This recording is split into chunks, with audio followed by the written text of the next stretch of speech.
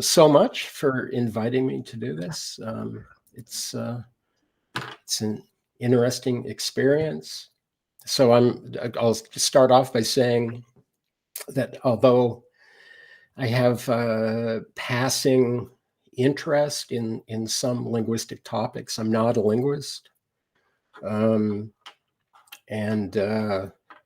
So given what you told me about your goal for today, what I'm going to try to do is talk in general about cognitive science.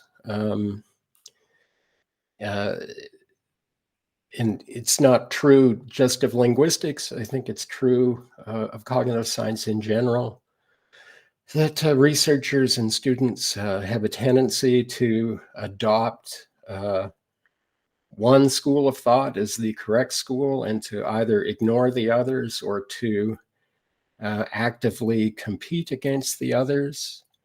And I'm going to talk about competing schools, but I'm going to argue against favoring one school over another. And I will sort of sketch out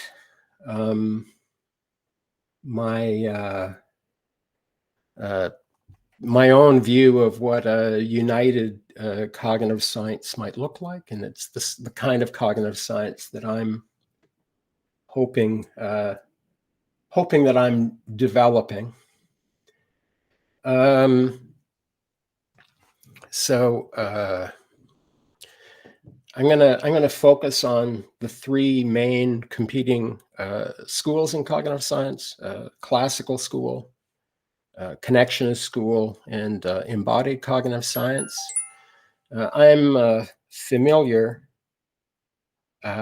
with all three. I've written books about all three, and so I feel capable of talking about their similarities and their differences. And I will sketch some of those out as the talk proceeds. And the problem, as I alluded to in the opening remarks, is that there's this tendency to embrace one of the three schools of thought and to compete against the other two.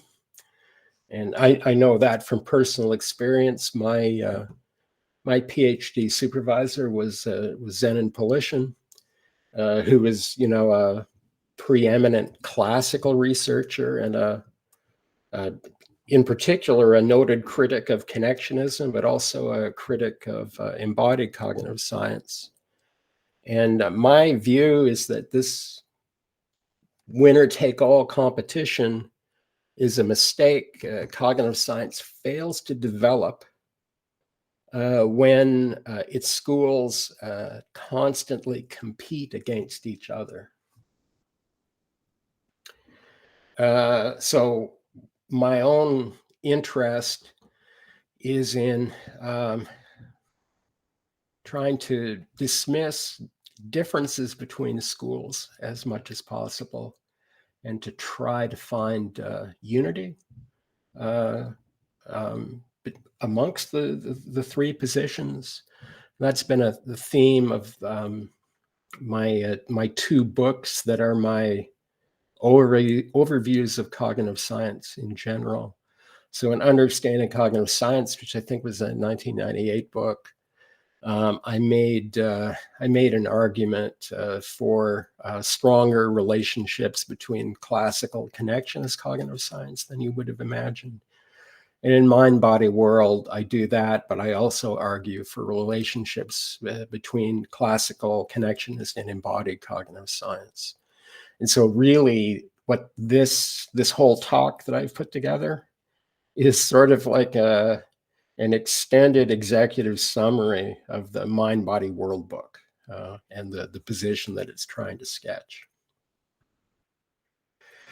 So how do you unify?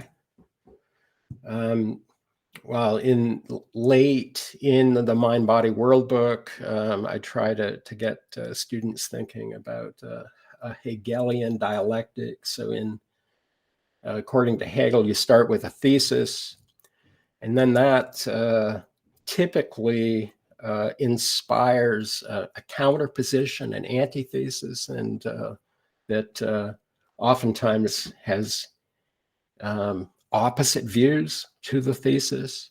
And Hegel argues that you can have interactions between the thesis and the antithesis that can lead to a synthesis, which oftentimes would be altering ideas in an attempt to find common ground between the thesis and the antithesis. And then the whole spiraling things is that this is an ongoing developmental process. And so towards the end of the talk today, I'm going to try to show a couple of example theories where I think this process has actually been successful. So here's the plan of the talk. Oh, and I should say, I'll say this now because I didn't do it when I started. So I've prepared these slides, but the slides I've prepared are sort of a fallback if there's no questions or discussion. So feel perfectly free. If you have questions or comments during the talk, just to interrupt me. You probably have to do it with your microphone because I'm looking all over the place and I'm not seeing, I don't know, with raised hands or whatever technique is used by this. Yeah, I'm perfectly happy to interact with you during the presentation. If I don't wind up presenting all the slides, it's not a problem for me. So I've got 5 different sections. The first 2 sections are more of a history of the origin of cognitive science and the development of classical cognitive science, because that's the first school. And also, I think probably still the most dominant school in the discipline. Then I'm going to talk about fragmentation of cognitive science into these 3 schools: classical, connectionist, embodied. And then I'm going to go with one of the chapters in the Mind, Body, World book. The way the course works when I teach it, it's a 13-week course. In the first 6 or 7 weeks, students learn all of the properties of each of the 3 schools of thought, and then they learn the differences, because it's easier to teach those schools by focusing on the differences. And then in the second half of the course, I start challenging those differences. So students get really concerned because they feel that I've been lying to them for the first half of the term. But I have this idea that I lay out in one of the chapters of the books. Are there marks of the classical? So are there features that one can say, absolutely classical cognitive science possesses the feature, and the other schools don't? And I'm going to argue that it's really hard to find marks like that. And then given that, that opens the door for finding relationships between schools of thought. And that's what that final section, Seeking a Cognitive Dialectic, is going to try to do. Okay, so let's start with part 1. So when psychology emerges as a discipline, and again, I already pointed out that I'm not a linguist, but I am trained in psychology. So I lean on psychology a lot. 19th century, late 19th century, experimental psychology arises as a discipline, and very quickly it develops into several different and competing schools of thought.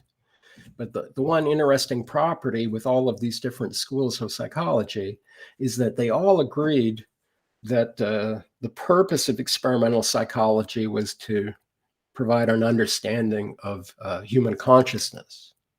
So they disagreed about how to do that, but they all agreed on what the purpose of the discipline was. But that changes in 1913. John Watson publishes his Behaviorist Manifesto in Psychological Review. This is the original behaviorist document, I guess, although behaviorism itself doesn't really take off until about a decade after its publication. But in this paper, Watson points out the time seems to have come when psychology must discard all reference to consciousness, when it need no longer delude itself into thinking that it is making mental states the object of observation. So this is a radical, it's yet another school of thought in psychology. But it's radically different from all the others because it abandons the study of consciousness. And then, perhaps more alarmingly, in North America, it becomes the dominant school of thought in psychology and reigns in that position for several decades. From I'd say by the early 1920s, it's really quite an important school, and it dominates psychology until the late 1950s, the early 1960s. And two of the key figures are Watson and Skinner. And the thing that strikes me about behaviorism, particularly from the context if you were in experimental psychology in the reign of behaviorism, is that you were prevented from using, mental state terms in your accounts of phenomena, studying consciousness, et cetera, et cetera. So there are a lot of restrictions put on what experimental psychologists could do while behaviorism reigned. Behaviorism no longer reigns over psychology. In psychology, it was replaced by cognitive psychology.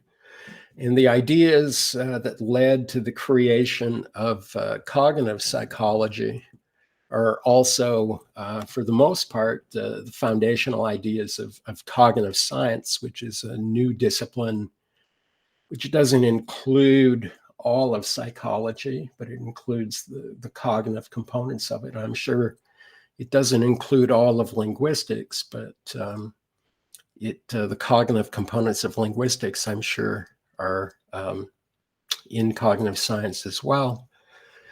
And the question is, how did cognitivism arise successfully to defeat the behaviorist movement in North America? And the thing is that there are a bunch of really important ideas that lead to the rise of cognitivism. And the thing that's always interested me is that almost all of them fall outside of any discipline that's studying, for instance, human thinking. So for instance, 1936, Alan Turing publishes a mathematics paper. So we're not in linguistics, we're not in psychology, we're talking about mathematics. And he defines the term information processing by proposing an idea depicted in the slide that nowadays we call the Turing machine. And the Turing machine defines information processing in a form which later essentially delivers foundational assumptions to cognitive science. In philosophy, we start getting ideas that are again linked to this notion of information processing. So this famous little book, The Nature of Explanation, by Craik, which came out in 1943. The quote on the slide, it's a very famous quote.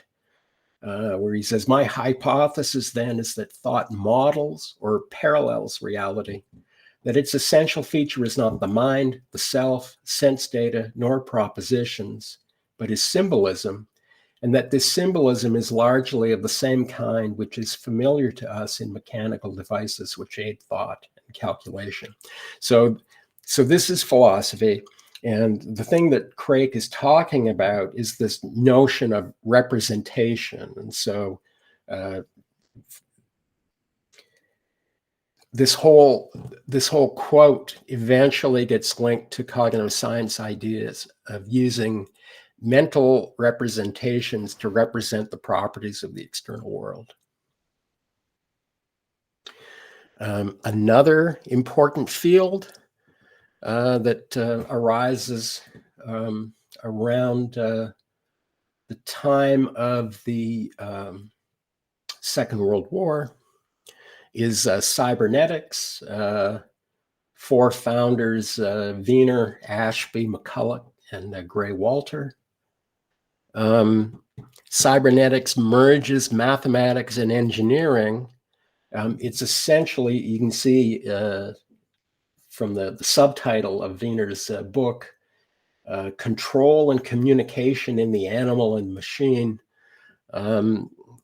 It develops one key idea, feedback, and uses feedback, which is a dynamic informational relationship between an agent and the world that the agent is acting on, to explain how an agent's behavior is controlled or how agents achieve goals, right? So, and in fact, I've always felt that the core ideas in cybernetics are the are core ideas in embodied cognitive science.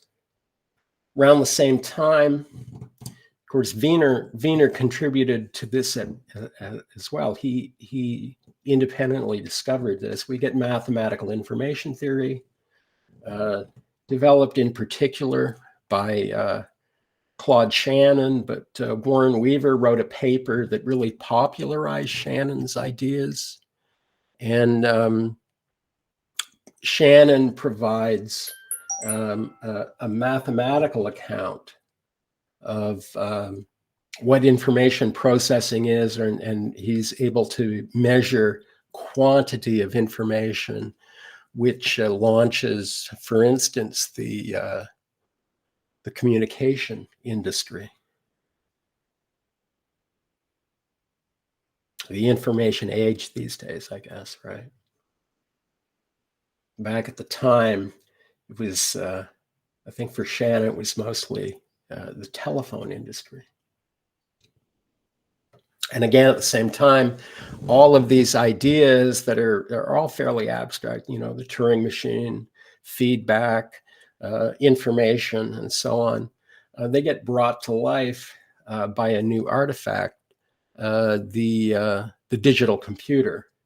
And what the digital computer does is it provides a physical working example of the power of these abstract ideas that were being developed in math and philosophy and so on. And all of these ideas together, I think, the fact that they all exist at roughly the same time, they all combine to motivate the creation of cognitivism. So the interesting thing is that these ideas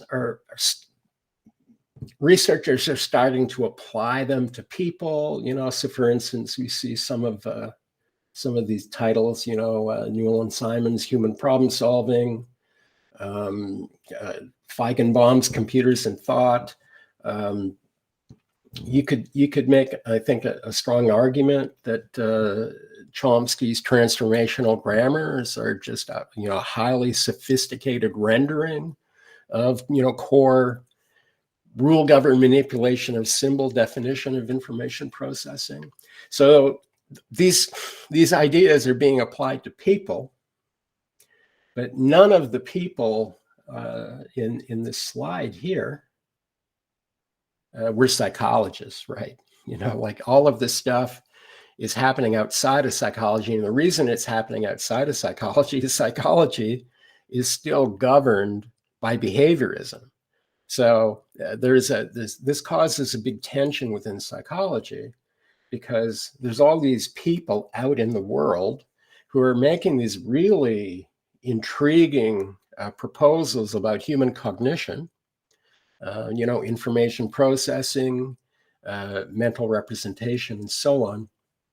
And none of them are psychologists, and psychologists aren't allowed to speak that way. And so suddenly psychologists start thinking, you know, maybe it's time that we can talk like the computer scientists and the linguists and the engineers and so on. Within psychology, another idea that's important which arises at the end of the Second World War, as many of these main ideas did. Psychologists began to become interested in training students to be scientific generalists. So the idea was that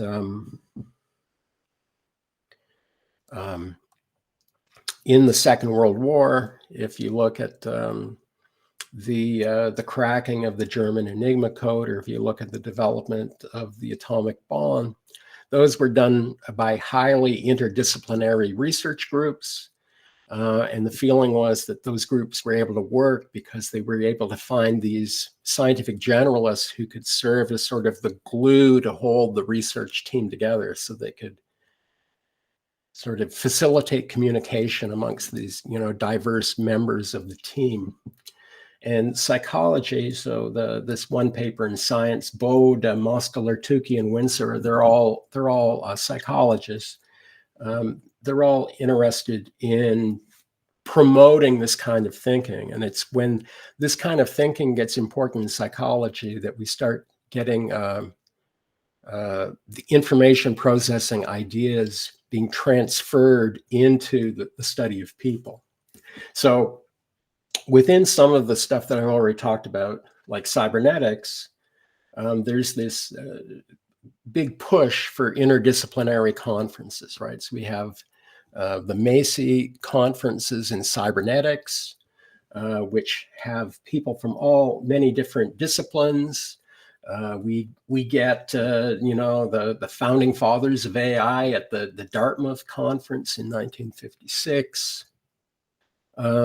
And the thing is that some of the disciplines that were involved in these interdisciplinary conferences were psychology. So, you know, George Miller has a famous quote from his experience at a 1956 symposium on information theory. "I went away from the symposium with a strong conviction, more intuitive than rational, the human experimental psychology, theoretical linguistics, and computer simulation of cognitive processes were all part of a larger whole." And I think the larger whole that that Miller was recognizing was this notion that we could describe human cognition or human thinking or human consciousness as a kind of information processing, right? Now, Miller, I think in the same article, that this quote comes from more of an autobiographical article that he wrote, I don't know, 2003 or so. Miller would claim that September 11th, 1956 was the first time that the word cognitive science was used, right? So we get the origin of cognitive science happening in the late 1950s. And when it originates as a particular and united school of thought, which nowadays we would call classical cognitive science.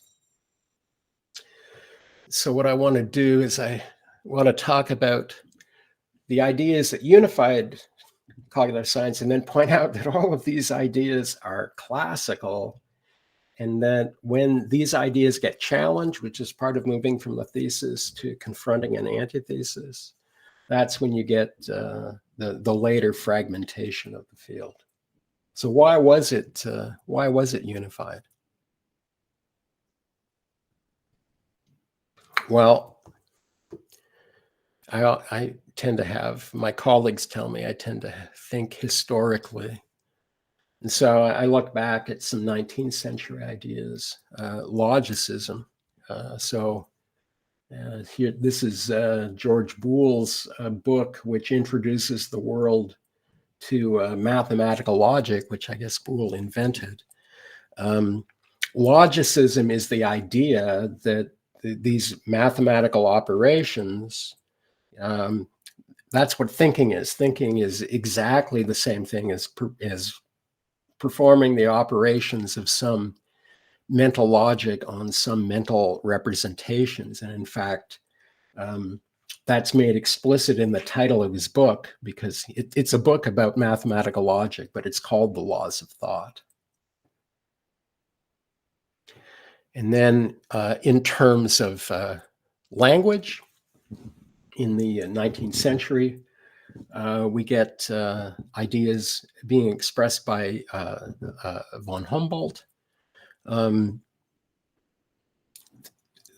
Up until this time, being primarily, I think, inspired by Descartes, the argument was that what makes people different from machines is that the soul or the mind are infinite, right? That physical world is finite, but the mind is not.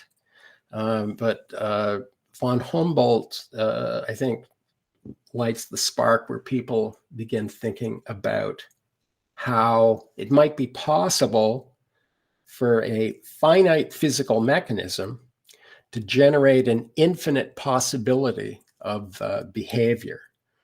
Okay, so we've got, logicism, thinking is some sort of symbol manipulation. And we say, well, maybe the symbol manipulation could be described in terms of some finite machinery.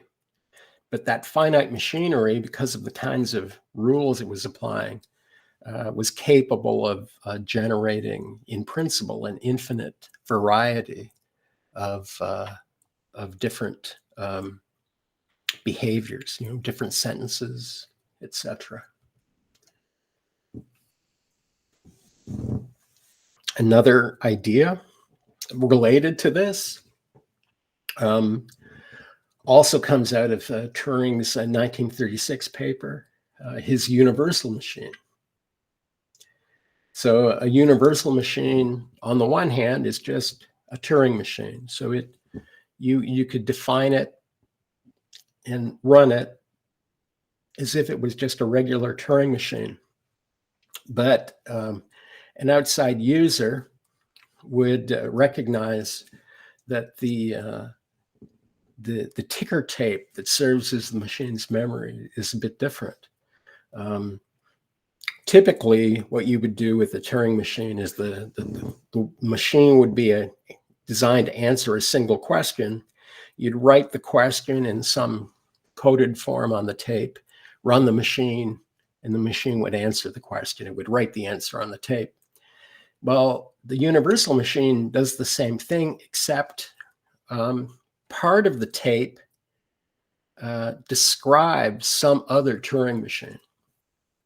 And so the universal machine moves back and forth between the machine description and the data, which is the question.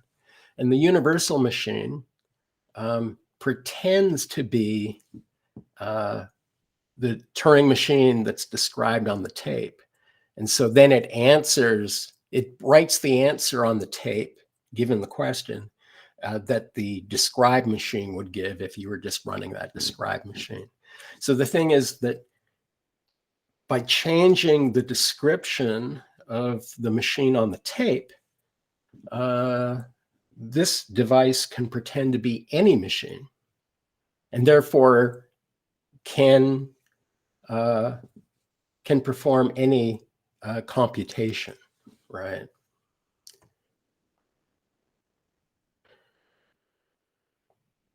So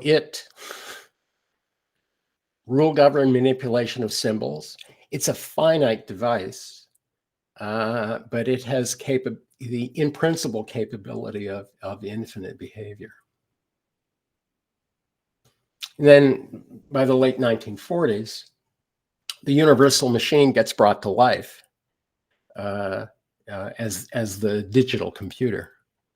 So now you've got this working device that you can use to explore the power of logicism. You can say, can I program digital computers to do various intelligent tasks?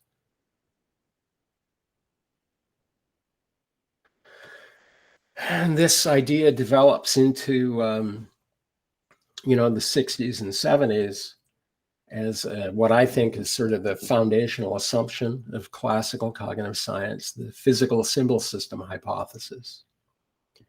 So a physical symbol system has the necessary and sufficient means for general intelligent action. So for someone like Alan Newell, Newell and Simon develop a computer architecture called the production system. Their argument is production system is a physical symbol system. In fact, digital computer is a physical symbol system because they physically exist and they manipulate symbols, but they manipulate symbols in such a way to have this incredible power of generating variety of behaviors. And then the cognitive science comes from applying physical symbol system hypothesis to human cognition, saying, the brain is another member of the class physical symbol system. So as soon as you're doing that, you have the classical cognitive sciences computer metaphor. And you're saying, the brain is a kind of computer. The operations of the brain are rule-governed manipulation of symbols. And so the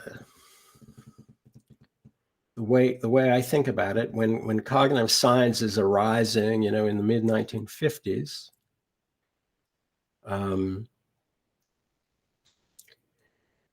the only notion of information processing that really exists, or it's popular enough to be well known, is this notion of logicism, rule-governed manipulation of symbols. And because of that, everyone who says, thinking is information processing is buying in to this computer metaphor. It's a very unifying concept.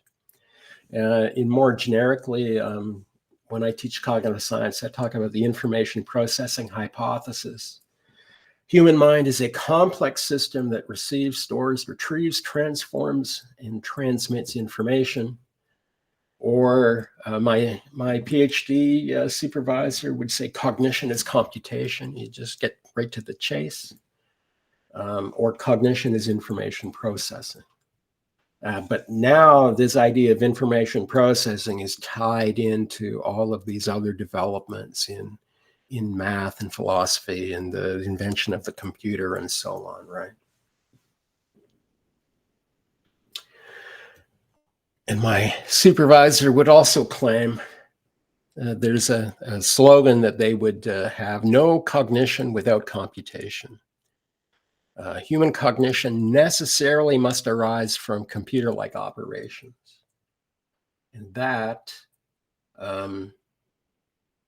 the ability to adopt that assumption because of the existence of technology in other disciplines, and then to make headway with applying it in the study of human cognition. And we get this huge advance of classical ideas in studying human cognition. In psychology, we get the school of thought, cognitive psychology, which defeats behaviorism. There's a few behaviorists who exist. Probably every psychology department still has one or more. I don't know. 10 years from now, maybe they'll all be gone. But it's all unified. What are the implications of this view? Well, when you're explaining cognition, you're explaining thinking, you're explaining language, the assumption is you're going to explain it by describing the computer-like operations that bring this behavior to be. So you're going to talk about structures, right? What's the nature of the mental representations or symbols that are being manipulated? You're going to talk about process. What are the rules available to manipulate these mental representations?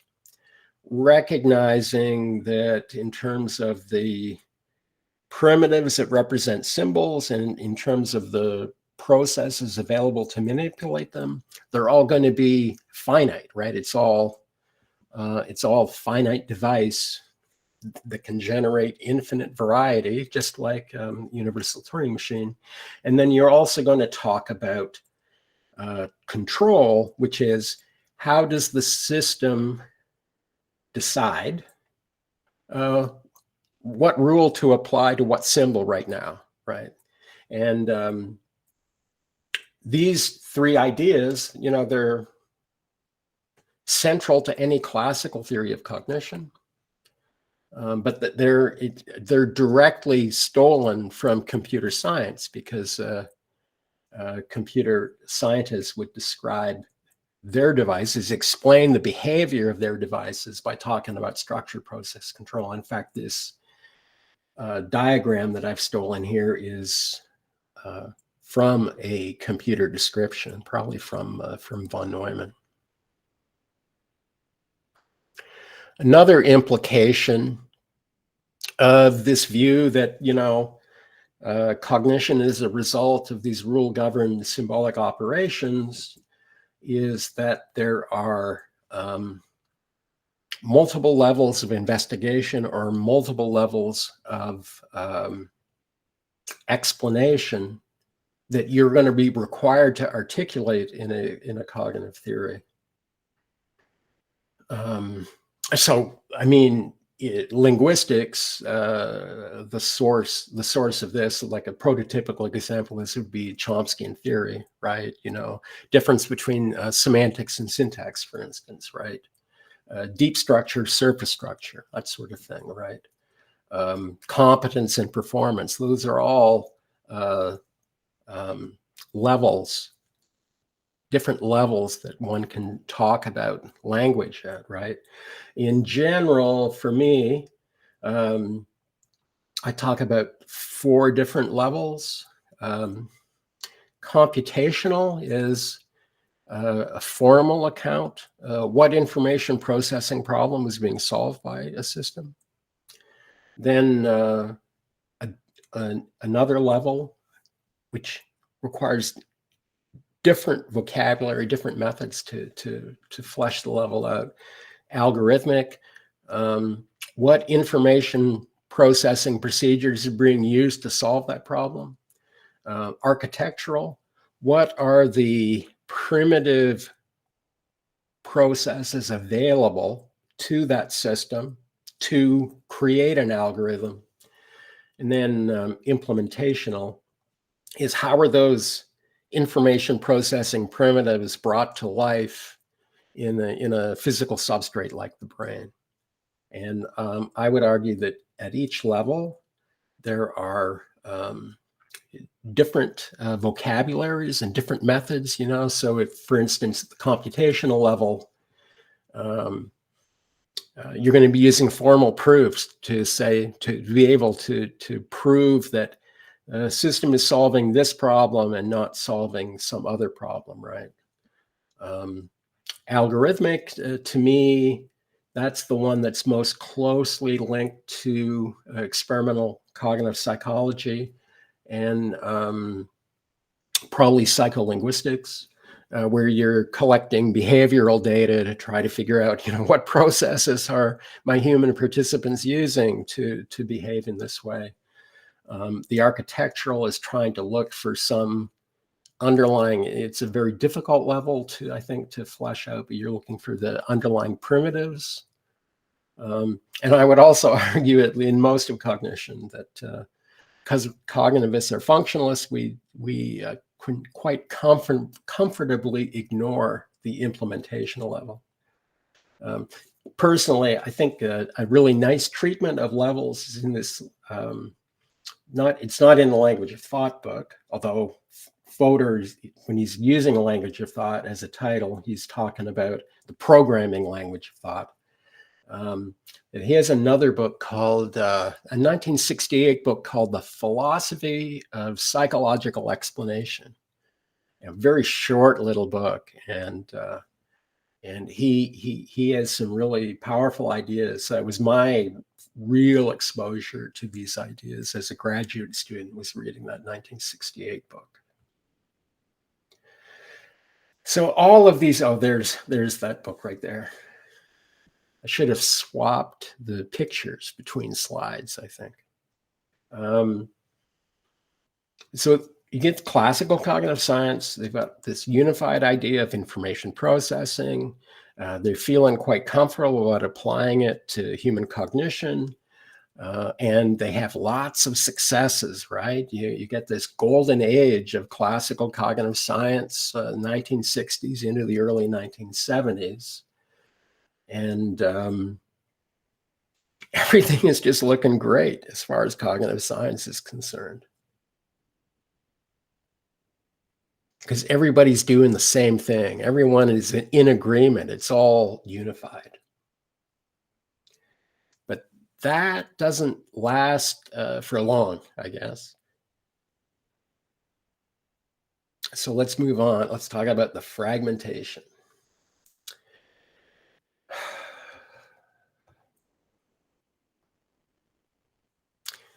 So my general belief is that everybody who's a cognitive scientist is comfortable with the claim that cognition is information processing.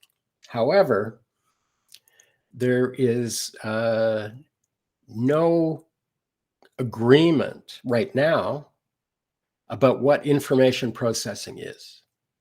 And in fact, the fragmentation of cognitive science into these multiple schools, classical, connectionist, embodied, I think that fragmentation is driven by ideas about information processing, which appear to be radically different.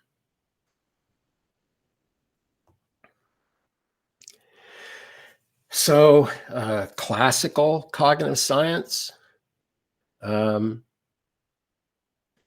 it's rule-governed manipulation of symbols, right? So I've got, complex symbols in my phrase marker.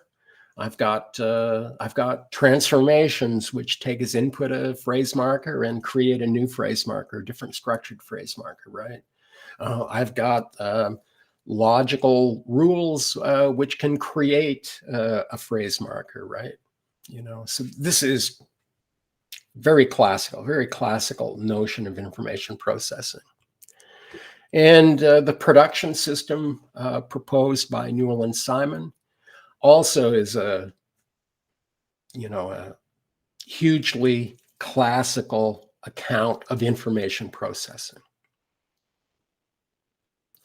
But there are other alternatives available. In fact, there's a long history of them.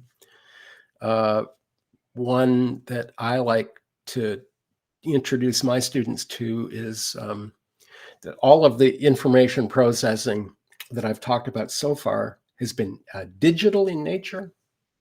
but not all information processing is digital. Prior to the invention of the digital computer, there was a lot of machines that were analog computers, right? So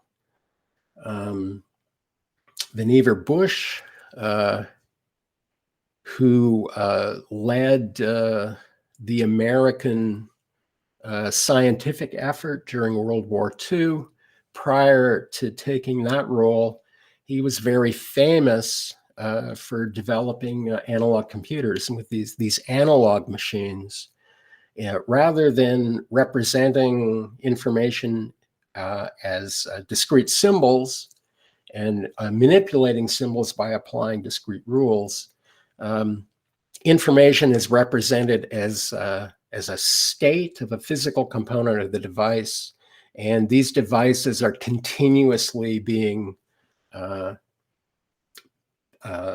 changing state, and typically by rotating gears, right? So, so you've got information processing, but it's harder to describe this kind of information processing in the digital terms that are more typical.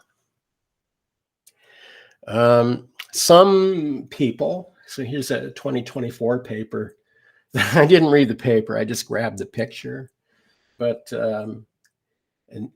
so nature's secret is to use physics and not algorithms. So it's, my interpretation is to say, it's information processing, but it's not the kind of information processing that a digital computer does. And then the subtitle in this, a biological brain is a non-algorithmic machine quite closely resembling an analog computer rather than a stored program digital computer. So the only point I want to make with this is a disagreement about the nature of information processing. So as soon as you have that disagreement, you know, the assumption that, oh, you know, cognition is computation becomes less unifying, because different people will have very different ideas, qualitatively different ideas about computation. And then in terms of embodied cognitive science, you get possibly more radical changes in the ideas about information processing. So prototypical information processor for classical cognitive science is the stored program computer. So the way stored program computers work is that all of the rules are inside them in their memory, you know, the program, and all of the data that they manipulate is also stored inside. But in embodied cognitive science, particularly with the ideas of people like Andy Clark, David Chalmers, is that information processing is not completely internal. Not only can some of the information be outside in the world, but so too can be the actions which manipulate it. So now, I mean, one way to look at embodied cognition is rejecting the stored program computer as the prototypical model of information processing. This probably would not have mattered.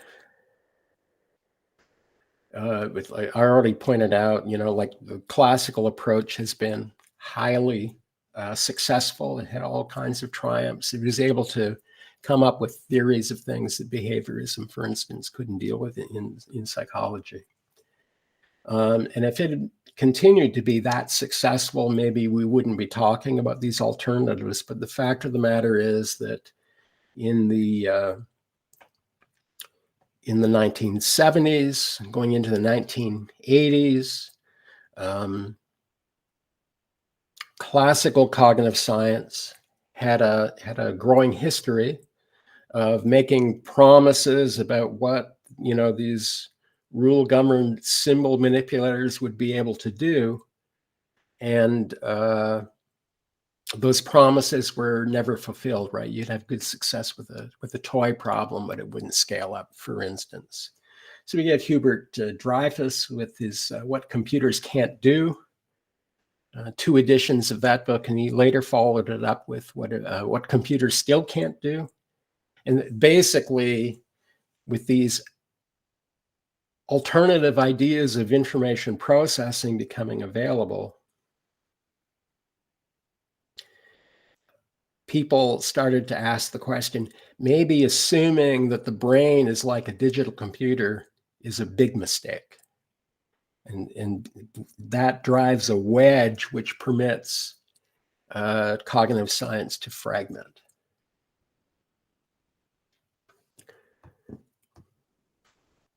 So if you view computation as the rule-governed manipulation of symbols, by the 1980s, you get a whole bunch of researchers, mostly young, ideological graduate students, or students who've just received their PhD, the idealists of the academic world, and they're going, my supervisors are all dinosaurs. They had all the wrong old ideas. Can I come up with cognition without computation? I'll just tell you a quick story before I go on. So Zen Polishin, he passed away about a year ago. On occasion, after I came to Edmonton, I'd have a conversation with him, a short phone conversation. So one memorable conversation, this was probably 20 years ago. He says, so Mike, what are you doing these days? And I say, well, I'm training connectionist networks on tasks, and then I pull the networks apart and look inside to try to figure out how they work. And of course, he's anti-connectionist, right? Big time. He says to me, he says, well, Mike, that sounds like exactly the kind of work that nobody needs to be doing. So big encouragement, from the former supervisor. So I feel that at the time, maybe I was one of those, idealistic students, because I was exploring connectionism, which I would not have been permitted to do very much in his lab. And I'm assuming that my students will be turning against me at some point, if not already. I'm old enough that probably many of them have turned against me.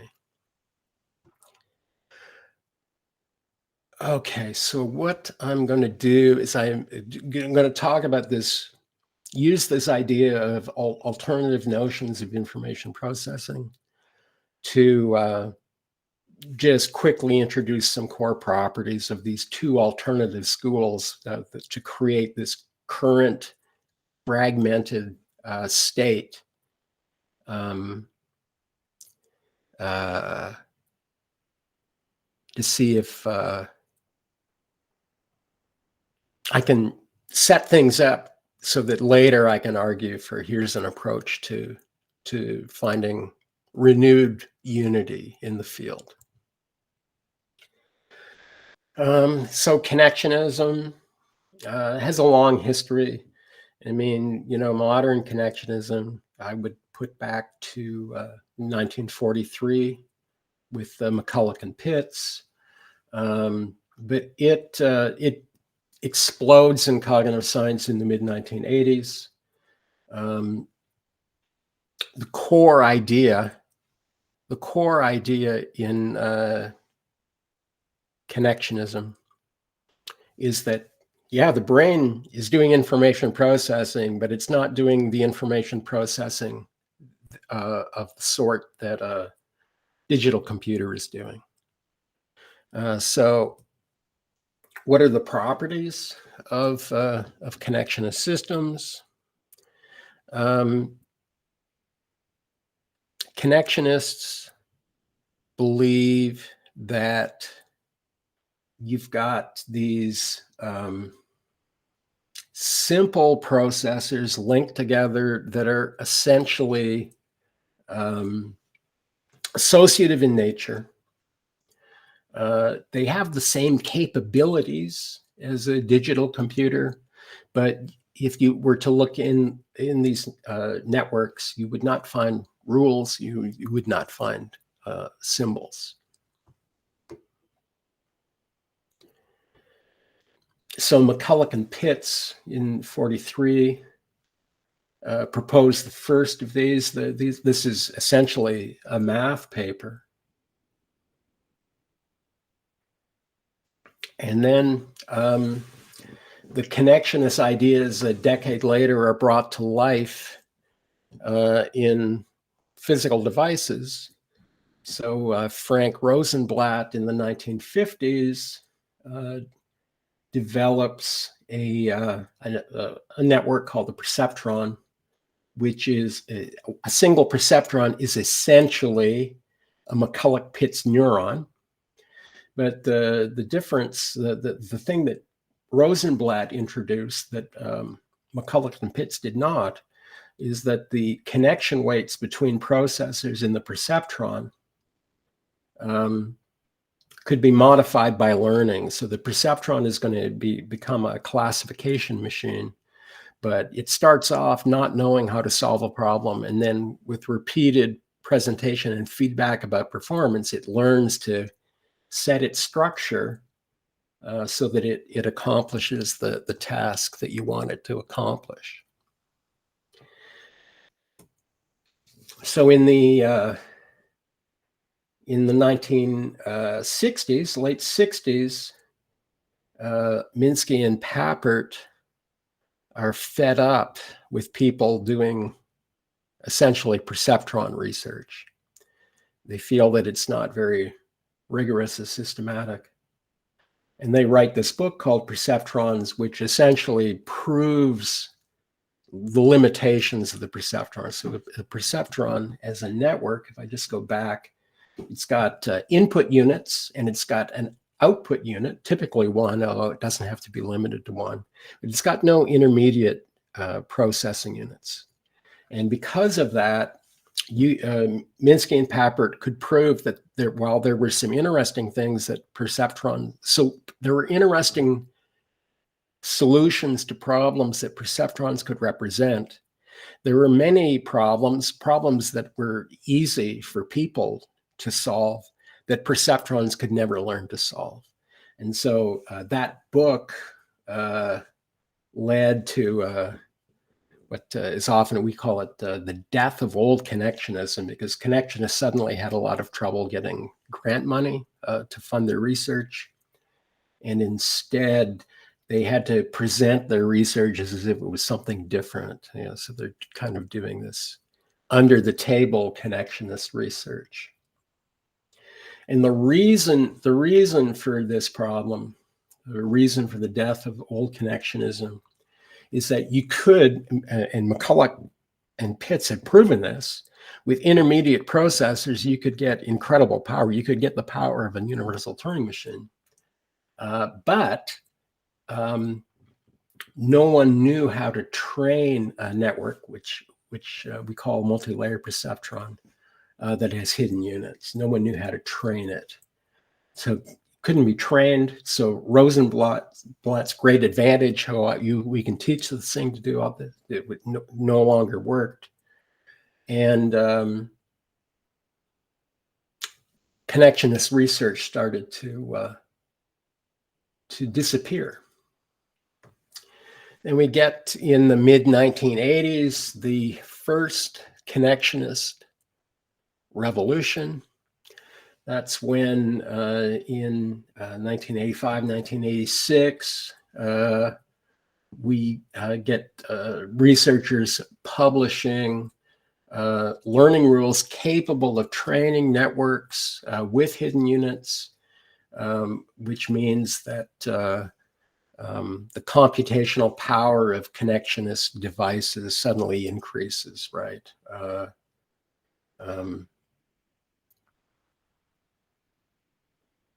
And that, the publication of this paper in Nature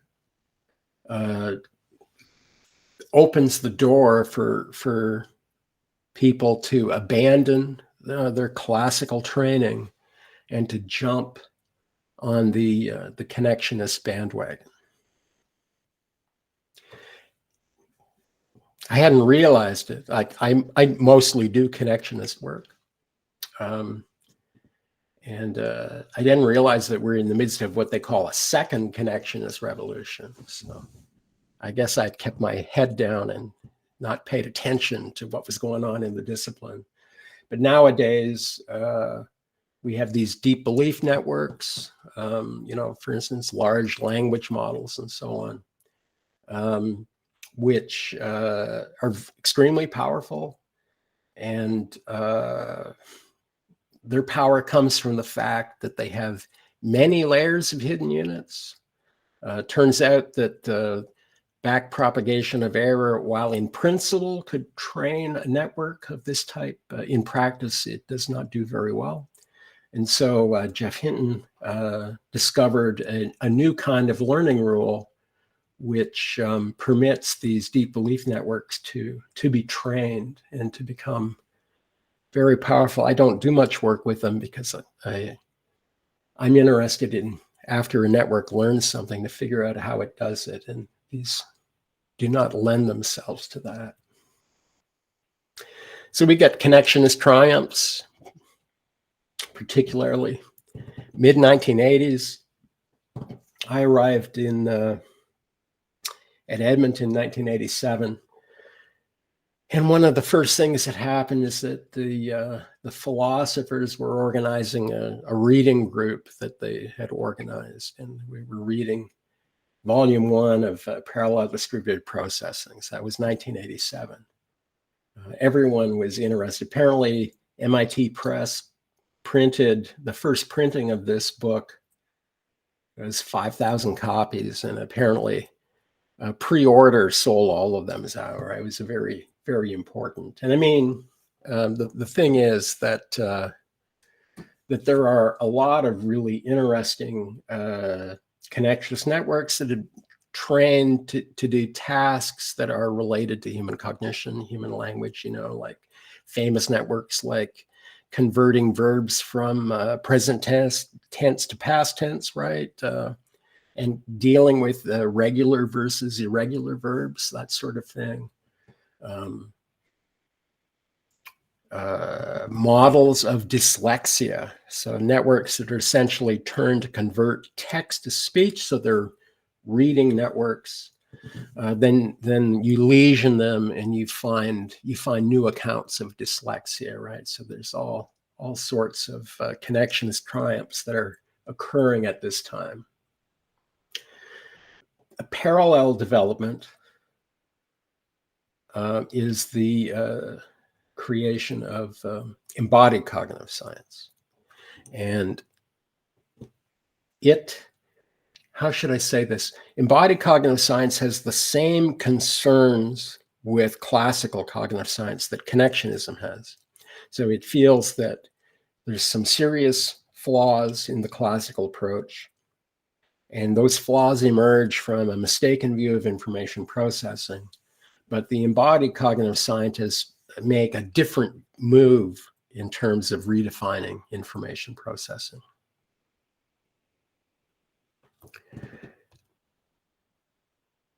So, as I think I already mentioned earlier today, I believe that that some of the core ideas of embodied cognitive science emerged directly from cybernetics.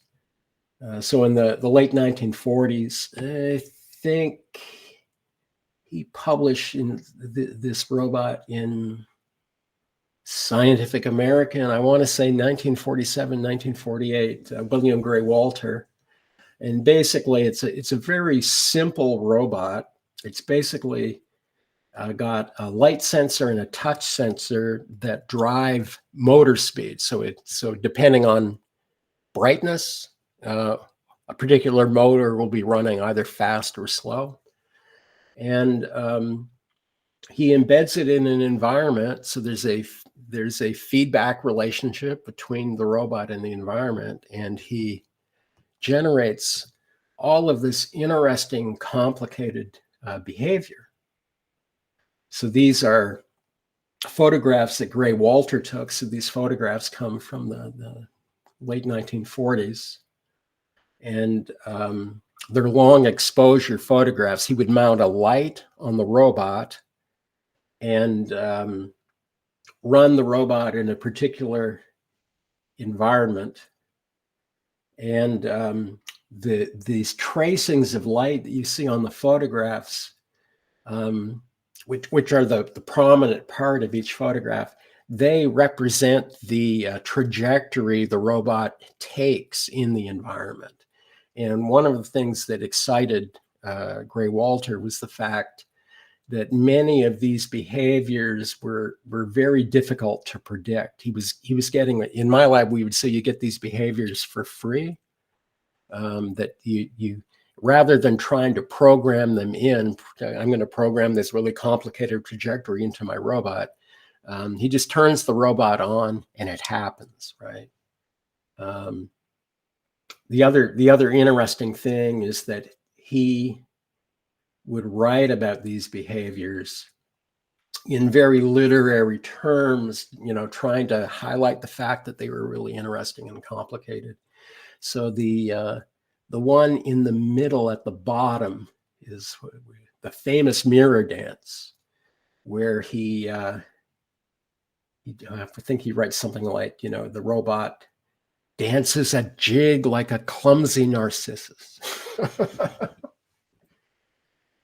But the point is, the robot's simple, but it generates really complicated behavior.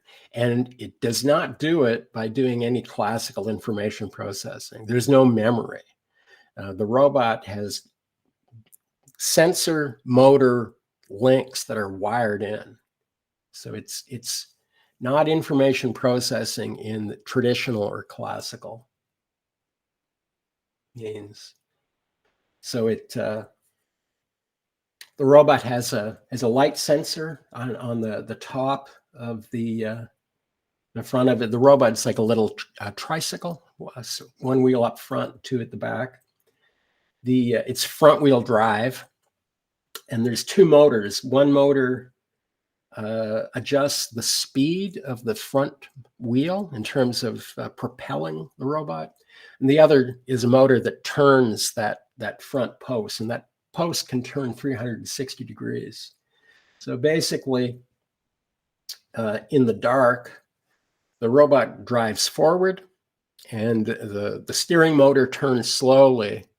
So in the dark, the robot, he would describe it as it explores its environment looking for light. And then when it detects medium light, it keeps on moving forward, but the steering motor turns off. So it approaches the light because of that.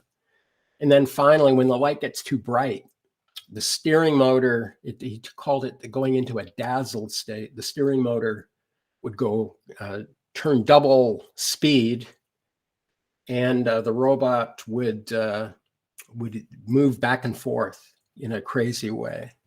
So if you look at the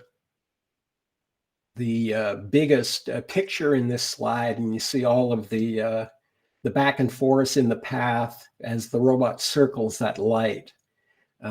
Those are instigated by the steering motor kicking in when the light gets too bright. The other sensor is a touch sensor, which is part of the robot that the robot shell is connected to. And basically, if that shell gets moved, a switch is turned on, which causes the robot to go into the dazzled state as well. So that's all the robot is, but it generates all of this behavior and then more. Now, I like to relate Gray Walter to Herbert Simon. Simon has a very famous book that came out. The first edition comes out in the late 1960s, the Sciences of the Artificial. The first edition is a very tiny book, worth reading.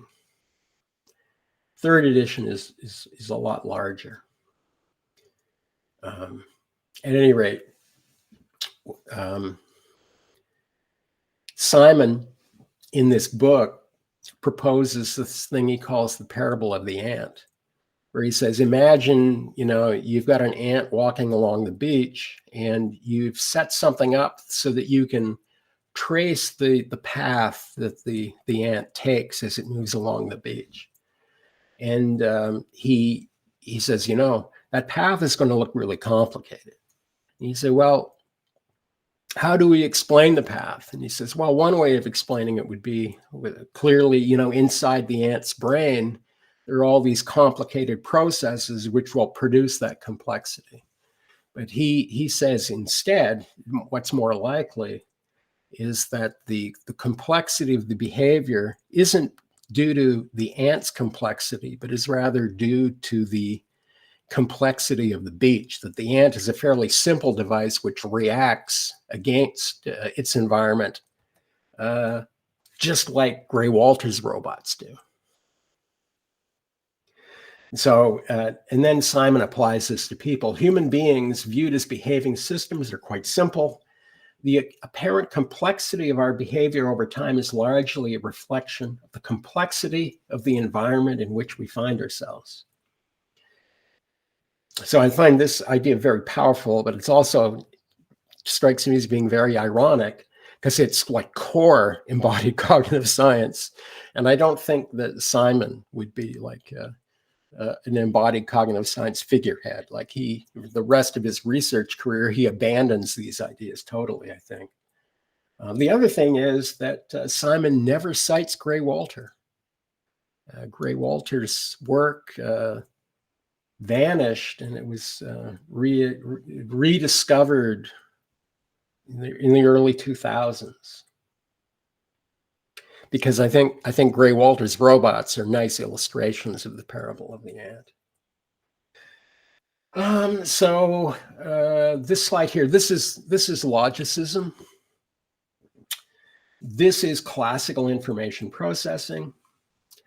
How does cognition work? Well, we sense information, use that information to create a representation of the world. We think, we manipulate our mental representation to plan action, and then later we act. So there's no direct connections between sensing and acting. And then I make the think box, the gray box, much bigger, because in classical cognition, thinking and mental representations are overemphasized and sensing and acting are underemphasized. In embodied cognitive science, they say, oh, no, what's going on is that we've got the brain, we've got the body and the world, and all together, that's cognition, right? So these sorts of things like, I can perform complicated behavior by having simple internal processes which react directly with properties of the world. Because in embodied cognition, you can have links between sensing and acting that aren't mediated by thinking, aren't mediated by mental representation. So you get this radically different notion of information processing. Lawrence Shapiro, this is a really good book on embodied cognition. I must say, he's got these cool ideas. He talks about 3 characteristics of embodied cognition: conceptualization, which means that an agent's concepts are literally determined by the structure of an agent's body; replacement, which means that you can take internal, say, classical mental representations, and you can move them out into the world. So the world then becomes, in constitution, part of cognition. It's not just a sort of a passive source of information, but thinking can literally be manipulating the world. Embodied cognitive scientists are strongly against mental representation. My favorite example are the behavior-based robots developed beginning in the 1980s by Rodney Brooks.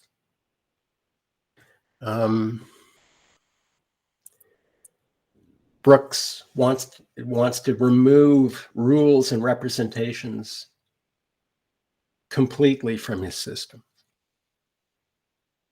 Related to this, he has some ideas in psychology related to this. So you have the idea of affordances from Gibson's ecological theory of perception. An affordance is a possible action that the world offers to an agent. But the thing is that an affordance requires both properties of the world and properties of the agent, right? So that's why I have the dog slide here. Knowing how it could change the lives of canines everywhere, the dog scientists struggled diligently to understand the doorknob principle.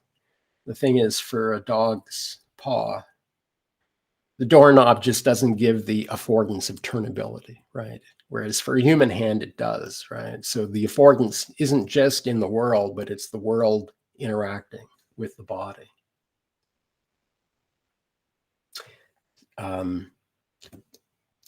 That is conceptualization from Shapiro's point of view. Cognitive scaffolding, using the world to aid cognition. So the easiest example of cognitive scaffolding is writing notes down out in the world, and so instead of having to remember them, you just know to look at them in the world. That's replacement. Stigmergy is an idea that comes from study of insect behavior, social insects like wasps. So the question to ask is, how do insects like wasps or bees or termites create their very complicated nests? So in the mid-1950s, Grasset argued this thing, an idea called stigmergy, where stigmergy means that the model of the nest is not in the insect, but rather it's the nest. And that the nest provides cues like, oh, there's a gap here, so that's a cue to add some wood paste to fill it in. And that they react to the appearance of the nest. The nest draws certain behaviors, and it permits social collections of index to work together, but they're sort of, they're working alone together. They don't even have to communicate to one another. The nest is controlling their behavior. So this is an embodied notion of the classical idea of control. These ideas, particularly the notion of direct links between sensing and acting, there's evidence in cognitive neuroscience that you find them in people. So Mel Goodale, who's at Western University in London, Ontario, Canada, has lots of evidence studying brain damaged patients of disruption of sense-act links. That, for instance, a patient with a stroke in a particular area can name an object but cannot act properly towards it because the sense act has been disrupted. And we already talked briefly of this notion of the extended mind, another idea in embodied cognitive science. I just like this quote from Clark. It becomes harder and harder to say where the world stops and the person begins. I guess for me, I would say replace person with mind to draw that distinction between embodied and classical cognitive science. And another thing I do when I'm teaching my cognitive science course to my third-year students is that I argue that if the extended mind is true, then classical cognitive science don't even know where the thing they want to study, the mind, is, right?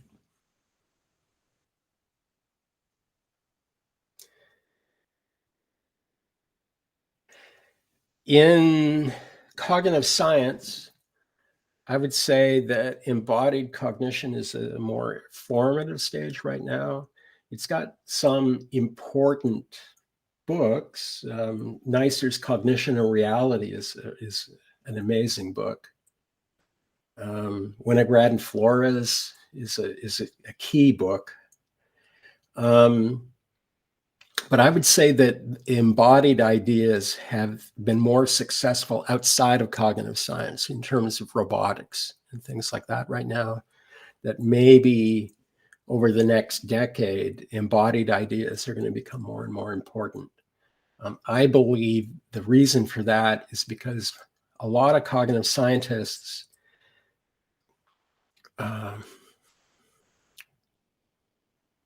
they do what I call it the Piagetian turn, because with Piaget, cognitive development begins with acting on the world, but then when you hit the final stage, formal operations, all of those actions have been internalized. So you move the body into the mind. And a lot of cognitive scientists do that. So they say, oh yeah, like the actions on the world are really important. And then what they do is they pop them into a classical model inside the head. And I think that we recently published a paper arguing against that. And I think that when the idea of resisting that urge and paying attention more to the world and less to the mind, when that starts to take more hold, that embodied cognitive science is going to be more important.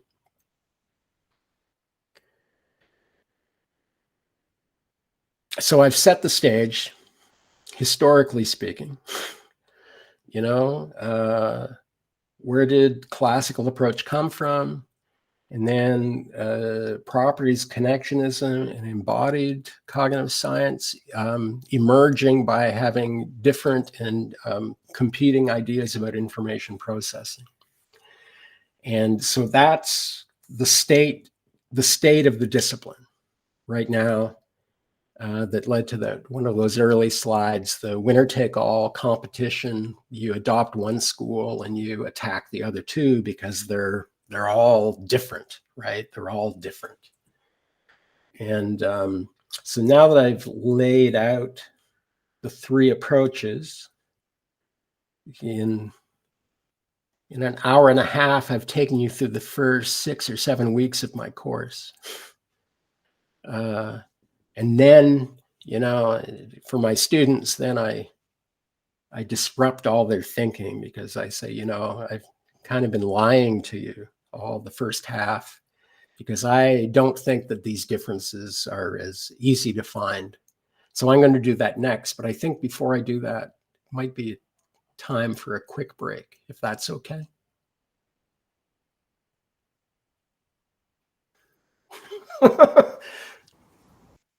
That's okay. How many minutes? Oh, I'm easy. 5 or 10 minutes. I think I might heat up a coffee and then be ready to go. Yes. Okay. You can tell me when you want me to start, but I will definitely not be long. Okay. So I'll stop recording, and when we come back, I'll start again. Okay, perfect. I want to know what is the most significant limitation of cognitive science, and what do you think that we can do to overcome that? Not us, but those scientists who deals with cognitive science. I want to know what is the biggest limitation. Please, can you tell me? Well, my suspicion is that there are certain content areas, maybe, for instance, emotion, that may not be, you may not be able to account for any of them with any kind of information processing approach, for instance. And there are probably other areas as well. My my supervisor would always say that, so he has the classical perspective, it's rule governed manipulation of symbols. And he'd say, even if that story would only apply to, 1% of human psychology, it would be an important 1%, right? So I think maybe cognitive science has a lot more further development to do. At some point in time, it's going to be in a position to say, we can provide accounts of this and this and this, but there are other things that we cannot provide an account of. And maybe the biggest limitation is that maybe we're not yet at that state. Well, thank you. I had some suspicion.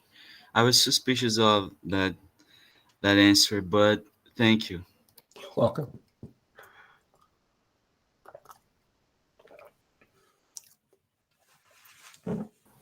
Armando, your questions? Okay.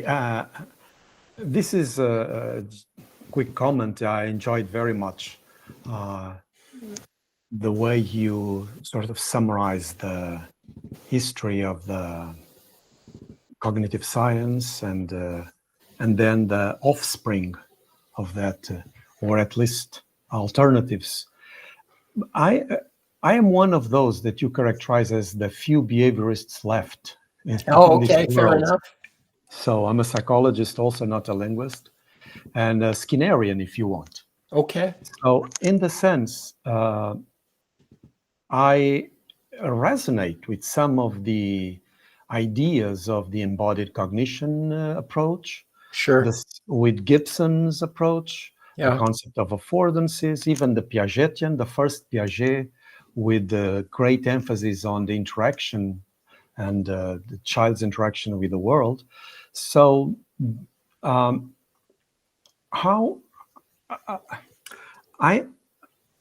is this the sort of return of the repressed? So with the cognitive, you mentioned that there were exaggerated moves in the behaviorist tradition that prevented, to use a word, people of thinking in particular ways or using some types of concepts related to mind and so on. So I don't know if I read you correctly. Presumably there is nothing good that remained from those dark ages. And now we have seen the light. We have seen the light, and we have been seeing the light for the last 80 years. So how much progress have you really made? Or are these some of these ideas the return? When I look at Simon's quote that you nicely reminded us of, the emphasis on the environment. I once wrote that Skinner was the great psychologist of the environment. To enrich our conception of the environment. So is this the return of the repressed, or in other ways, is anything left? Was there anything good about behaviorism from your standpoint? Well, I mean, from both the embodied and the connectionist, right? You can definitely talk about a return to behaviorist ideas. I had a student who, I don't know, 10 or 15 years ago, wrote this amazing paper for my embodied cognitive science course, arguing that embodied cognitive science was the new behaviorism. And I think that one could say a lot about that. One could develop that idea quite nicely. My personal feeling is that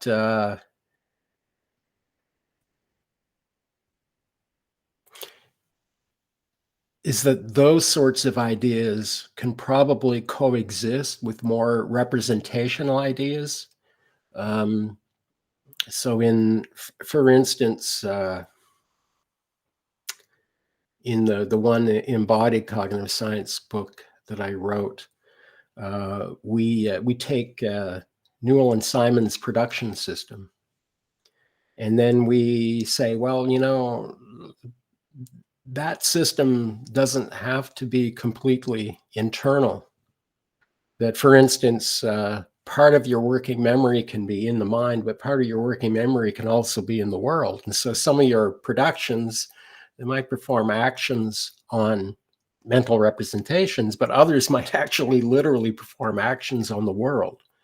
And that, I guess, I mean, I think the state of cognitive science right now is that those sorts of ideas are probably not popular to consider. But it seems to me that that one could, and maybe even by taking a turn back to the environment and asking the question, how much complex behavior can I explain before I'm forced to appeal to operations on mental representations, right? I mean, I think that's the thing, that you push the work as far as you can push it, and then you say, okay, now I'm forced to introduce very different ideas about the kind of processing. But even the ideas that you introduce, they're going to be constrained a bit by what you've already done, right? So, I mean, it would not surprise me at all to you know, a fully mature cognitive science would have some components that seem very behaviorist in nature and others that are not at all. And then maybe the trick would be to try to come up with some sort of unifying framework that would incorporate all of that. It's beyond my skill level right now, I would say, to make a proposal. But I think that some of these ideas, in particular the cybernetic ideas and Gibson's affordances, right? I mean, Polishin had a pretty influential anti-Gibson paper that appeared in Cognition in the early 80s. I didn't read much of Gibson when I was a student. I don't know if any of those books were in our reading room, but when I did the embodied book, yeah, I read Gibson, and I found a lot of those ideas really, really interesting. And for me too, when I was a student, I was doing work on computational vision, and you see Marr, and I'm going to talk a bit about Marr. I think in the final section of what I'm going to present today. And Marr has representational stuff, but he also has stuff that's linked directly to the environment. And to me, Marr's kind of theory might be the sort of theory for cognitive science to strive towards.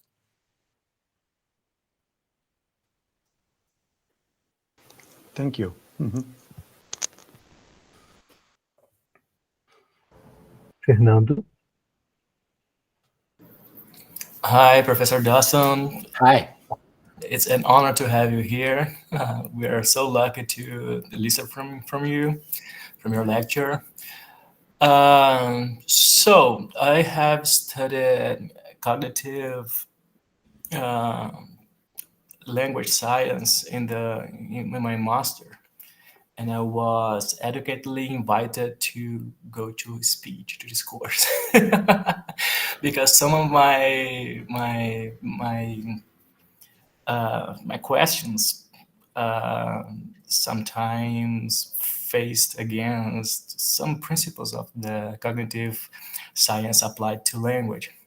And one of them, and maybe that brings me the same concern that Mr. Machado had in his questioning to you, is that because sometimes the speaker is not totally aware of the way the language is organized.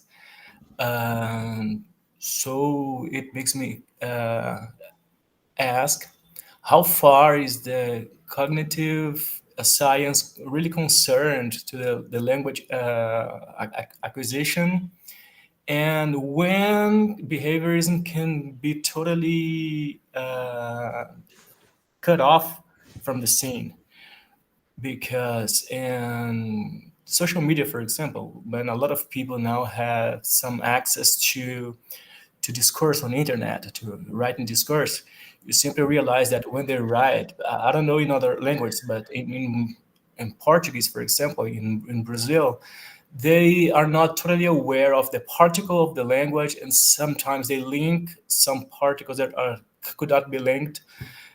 And is it like they're not aware of the functioning of the language? They do that because it is implied in the language itself.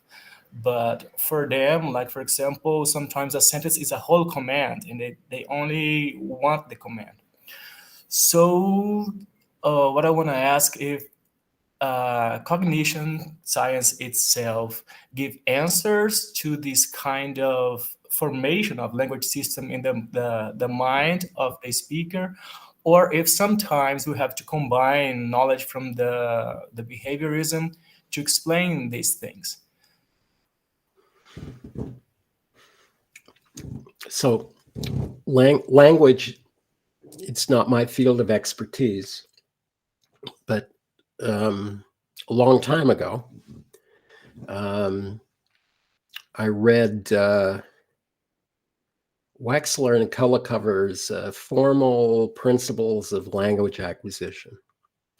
And so this was at a time when language learnability was a very, very hot topic. So I was interested in it. And basically, one thing to say about, the main point of that book was that,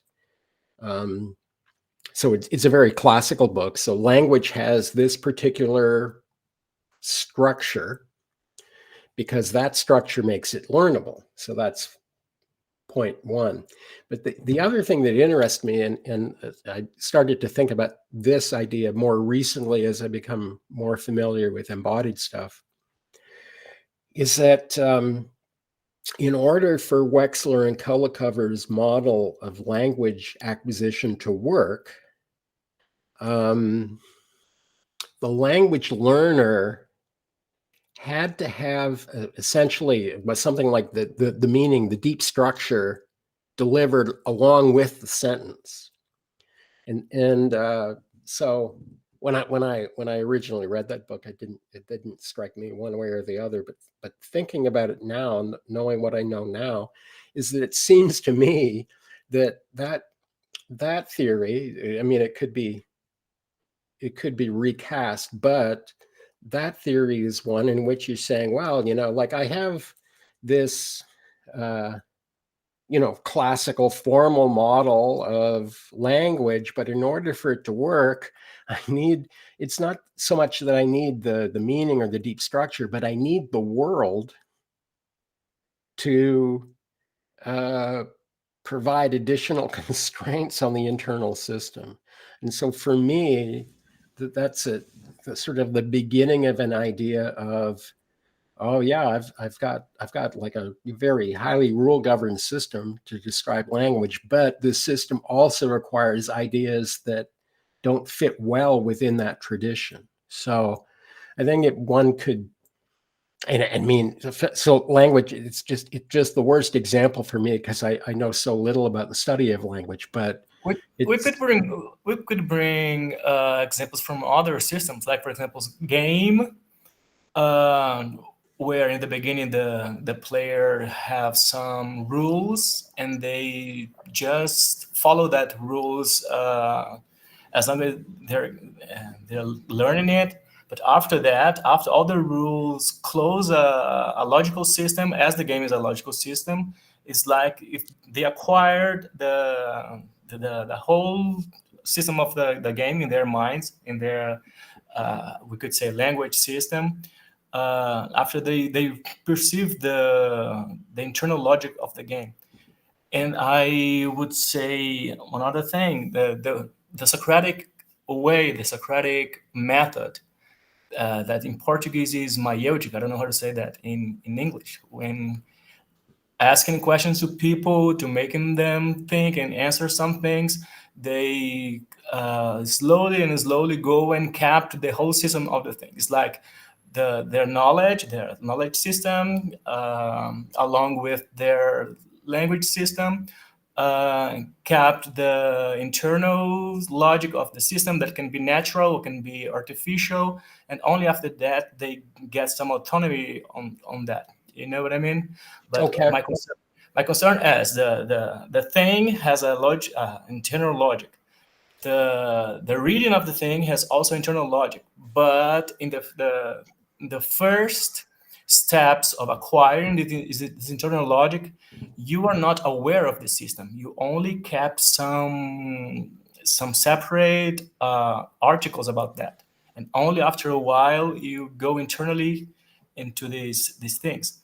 Like for example, I'm an amateur chess player, and I was kind of aware of this when I started learning chess. I was kind of trying to do that with a brute force. I would play that randomly, and the single rules would come to me one by one, and I would expect that sooner or later I would capture the whole logic of the thing. But I realize that science, cognition science, can explain why now I have in my mind the whole scene of the thing, but I'm not sure how it can explain the process from the nothing until the knowing the thing. And that's why sometimes I don't think behaviorism can be totally cut off of the scene. Yeah. Well, I mean, I think part of the thing is thinking about the phenomenon that you're studying. So, yeah, I've done some work. I rarely actually collect data on human. I did this study where I was looking at probability learning in human participants. And the thing about the task is that the rule is rule governed, that basically I think they had like 8 cards, and there's information on a card that could be related to a rule. So the information on the card would say something like, if you were to express it as a rule, is that if you pick this card, you have a certain percentage of likelihood of being rewarded, right? So they would click through the cards. They would know nothing about the environment, and then by the end of the session, their responses would change, and they would tend to map on, and then the flip side of what I did is that the rules, some of the rules were in connectionist terms linearly separable and others were not. And it turns out that humans have trouble with the non-separable ones, and I modeled that with a simple network that was learning the same task. But with that, so there's rules, but I suspect my participants could never articulate those rules, but the only way that system would work is because they were interacting with this environment and they were adapting their behavior to map the reinforcement profile of the world, right? So that talking about the internal rules and learning the rules may not be completely appropriate for that task. But I mean, it is a component of it, but likely not the complete story. So I guess for me, it's like, I always would be thinking about if I was to adopt a particular theoretical perspective, how much could I do with that perspective before I'm forced to incorporate some, allegedly radically different perspective, right? And I think with cognitive science, maybe, I don't think it's so much the issue of behaviorism per se. I think the issue is ignoring the role of being in an environment where the environment can support your cognition. So, so I wouldn't necessarily be focusing on, you know, particular theories of reinforcement or something, but I would be interested in, oh, this system can operate like this, provided the environment is present to support those operations, right? So, and I think that in classical cognitive science, the environment's ignored, not to mention the body, right? And that, you know, certain activities, certain actions are easier to do than others, right? In a particular environment. So if that was the case, then yeah, maybe there's a certain internal rule story to tell, but it'll never be the complete story. But if you just go to the outside and ignore the internal rules, that won't be the complete story either. So, but I don't know if any good examples exist. Well, I'll throw a couple towards the end at you to see what you think of them. But I think that we're still waiting for cognitive science to open itself to these sort of hybrid kind of theories, which might be, in reflecting back on the previous question, maybe that's the biggest problem with cognitive science. Okay, thanks. I appreciate it a lot. Yeah.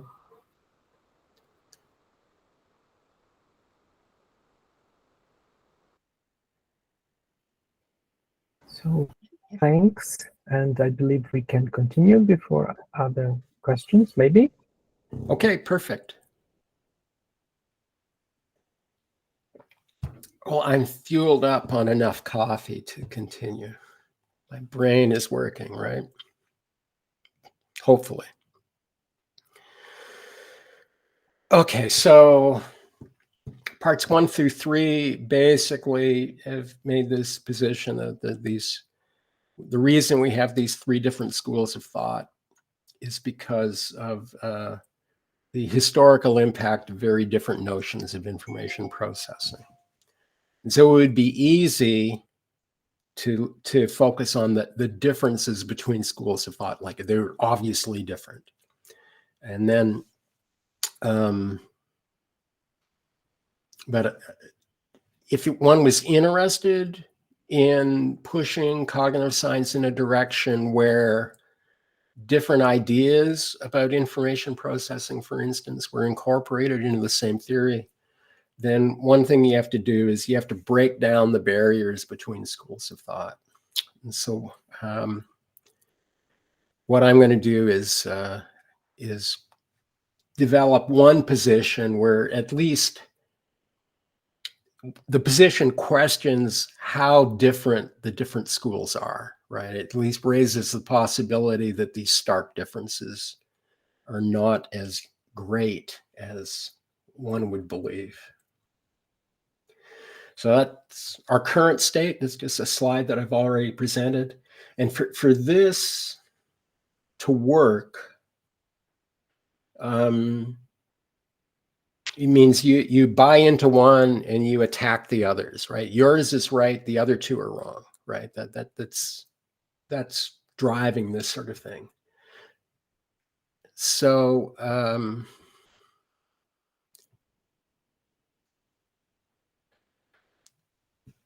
it leads to this view of cognitive science. So this is a connectionist representation of linearly separable differences between things, the 3 different schools. And the idea is that classical is really different from connectionist, and both of them are really different from embodied, right? And that's what's driving that winner-take-all model. And I think this view of cognitive science is maybe the typical view, you know. But an alternative view would be that, you know, like there may be some differences between schools of thought, but there's also similarities or even intersections between them. And so the one consequence of if cognitive science is like this is that you can look at the intersections of the circles as being kinds of theories, right? So where they don't intersect, I could have an embodied theory, a classical theory, or a connectionist theory. But I could also have a theory that's both classical and embodied, connectionist and classical, which is the kind of work that I try to do with my own connectionist networks, connectionist and embodied. And of course, in the middle, there's a theory that includes all three schools of thought, right? But in order for this view to have any traction, you have to recognize the fact that the schools of thought are not as distinct from one another as would typically be argued. Now, this Bounds of Cognition book by Adams and Aizawa is an argument against Clark and Chalmers' extended mind hypothesis. And the main argument in this book is that there's this thing they call the mark of the cognitive. So yeah, something that's cognitive has this feature, and if the feature is not possessed, then it's something that's not cognitive. And they try to make an argument that Clark and Chalmers make a horrible mistake because they don't pay attention to the marks of the cognitive. So I just steal this idea and I apply it to schools of thought in cognitive science. So in one of the later chapters of my Mind, Body, World book, I remind students of certain properties that, for instance, classical cognitive science is supposed to have and the other schools of thought don't have. And then I go back and say, well, is this really a distinction? So for instance, can we have a classical theory that doesn't have this property? Or could we have a connectionist theory that does have this property? And the idea is that if you could find these marks of the classical, then you certainly have a linear separation between classical cognitive science and the other schools, and you may be not interested about whether there's differences between embodied and connectionist. But I'm focused on the classical because it's in my view, the dominant school of thought. Thing is, if they don't exist, I get my intersections, and that raises the possibility of having what I call a hybrid theory that has characteristics of more than one school of thought. So right now, in this section of the talk, I'm just going to give some examples of marks of the classical. And what I'm going to do, I'm going to say, well, here's a mark of the classical. This is often described as a property that classical theories have and others don't. And it's either a theory that classical theorists use to say we're better than the other schools, or sometimes it's a property that, say, connectionism uses to say that classical theories are poor. At any rate, what I'm gonna just give you some examples of potential marks of the classical, and I'm going to just briefly make a quick claim that that mark may not exist. So one example, centralized control. Because, well, I'll tell you why, because in a second. So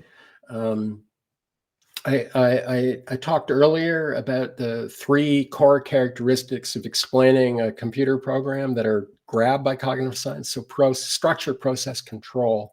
So this focuses on control. And in a typical digital computer, you have centralized control. And so I just illustrate this with von Neumann's EDVAC computer. So this is, the images here are diagrams that von Neumann created to illustrate the architecture of his machine. And then the lower diagram is just an expansion of one part. You can see there's a box in the EDVAC architecture that's called control. And I think he called it the control organ. So there's literally a component of the computer architecture that has the task of deciding what rule to apply next to the data. And the reason this is an important property is because both the connectionists and the embodied cognitive scientists make the argument that connectionist networks or behavior-based systems don't require central control, right? So the connectionist argument is that the networks can accomplish whatever tasks they're trained to do they'll say, without rules, without symbols, and without control. And in behavior-based robots, Brooks made a big point of saying that he got rid totally of centralized control. So this is a mark that embodied and connectionist cognitive scientists are using to say we're better than classical models, which are restricted to this. Well, a paper that I wrote a long time ago and which had zero impact, as most of my papers have had, I would say. Don Schaflocker and I were looking at connectionist networks and asking questions like, well, how are they controlled? And what we realized was that control was there. In fact, centralized control was there, but the connectionists never drew it into their the diagram of their network. So when you work with a connectionist network, the typical thing is that you train the network on a problem. So if it's a memory network, it remembers certain things. And then later on, you test it by getting it to recall what it's learned, right? But that's all done by having a traditional computer program control the network. So you have a learning phase versus a recall phase. And it's just that control, that the network is like a complex data structure, and then the control is outside of it. But you can only have learning or recall when that control is present. Another example of this, so in other words, connectionist networks require central control. Another thing here, you look at the production system, which is a traditional classical architecture, right? Newell and Simon developed it. And you can ask the question, where is the control in the production system? And the thing is that the production systems work because the productions in parallel scan the working memory. When a production finds its trigger in memory, it takes control, operates on the memory, and then it releases control so that they all look in parallel again.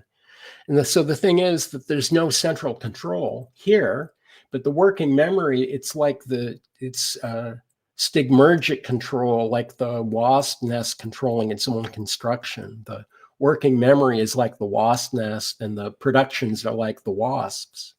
So you can take a prototypical classical architecture and say, doesn't have a really good example of central control. So the point is that maybe possessing central control doesn't distinguish classical models from others. A second example of a mark of the classical, serial processing. Again, this was mostly connectionist critique of classical models that comes out in the 1980s. Feldman and Ballard had a famous paper where they introduced, what did they call it? Oh, the 100-step constraint. So the idea was that if some classical model had more than 100 steps in it, it would not run in real time. It would be too slow. And obviously the advantage of connectionist networks was that they didn't process in serial, they processed in parallel. And so they eluded the 100-step constraint. Embodied cognitive scientists, the behavior-based roboticists make the same point. The idea is that when you build an internal model of the world and then use that model to guide action. So the most famous example is Shaky, a famous robot that moved blocks around in a room. Most of the time, Shaky would just stand still in the room while its internal processing was manipulating the model to decide what to do next. And Rodney Brooks, as a graduate student, worked on Shaky at Stanford.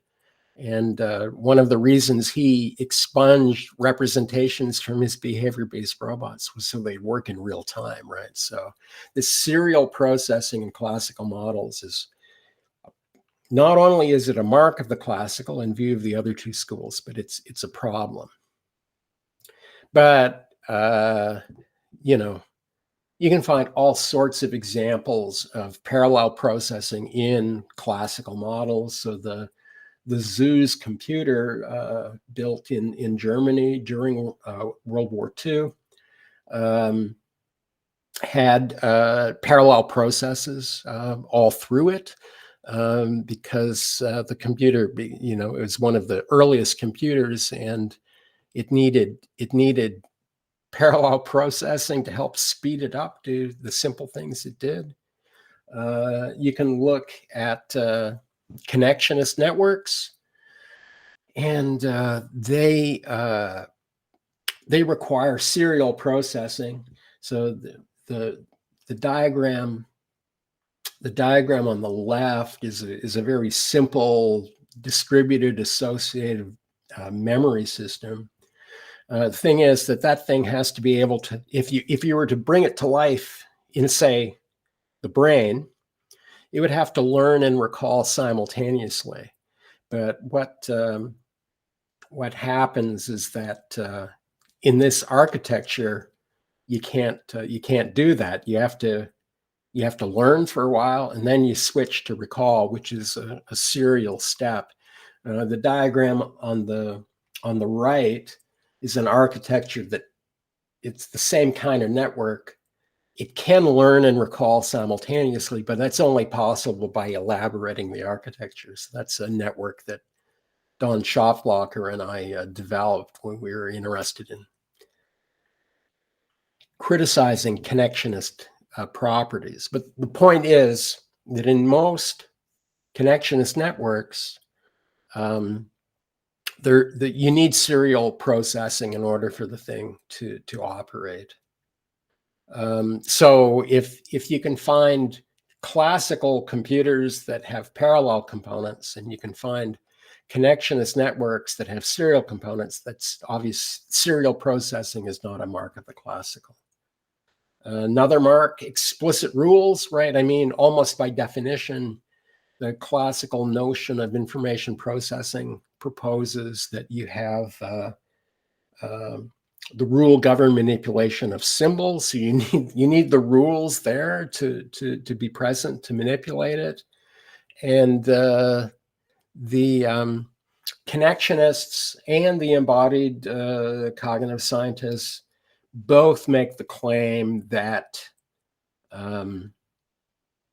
their kinds of information processing do not require explicit rules. So if you look at these early networks, the PDP networks from the 1980s, there's often the claim that, oh, these networks can work without explicit rules. And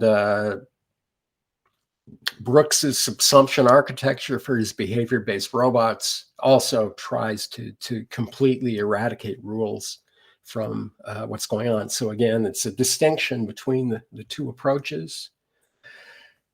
But the thing is that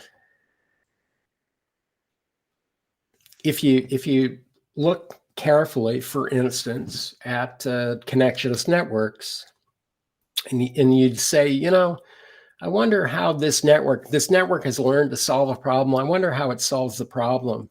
And you actually take the trouble to look inside,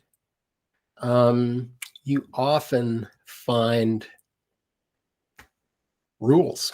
I mean, connectionists never look inside their networks, right? Because, you know, like the one quote that I like is that connectionist networks and brains have one thing in common. If you look inside both, all you find is a big pile of goo, right? That's the, you know, so they're not going to look inside because it's parallel and distributed. So if you do the crazy thing and look inside, and most of my connectionist research does the crazy thing, you find different stuff. So this is one, we find this in many, many different networks. This is one of the early ones. It's a network that is trained it's given mushroom properties. It's a training set of over 8,000 different mushrooms. And it has to tell you, is the mushroom poisonous or edible? And in this particular network, it also has to turn a unit on that basically says why it's making that decision. Well, if you look inside the network, for instance, if you look at patterns of activity across those 5 hidden units in that network, there's a small number of different patterns.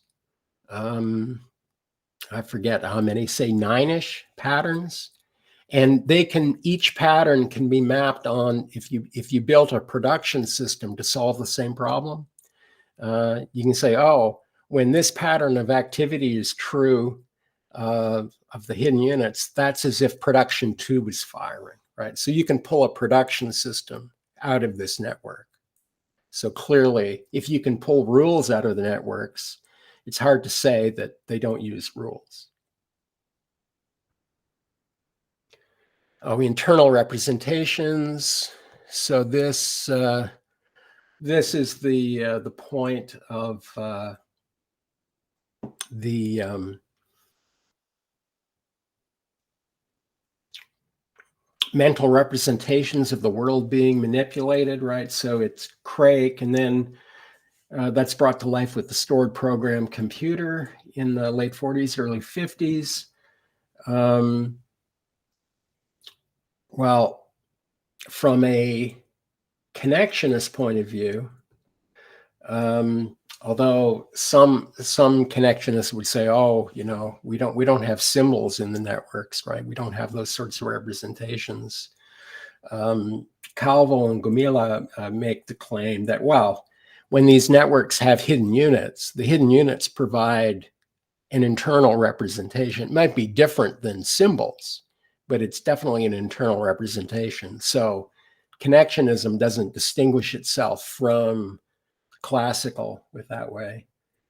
And then you say, oh, embodied does make that move, right? You know, like when the world becomes part of cognition and when the focus becomes on cognitive scaffolding, they seem to be abandoning representations. But what one could do is take the Turing machine, right? Prototypical classical architecture, and say, you know, that ticker tape memory, you know, that's not inside the machine.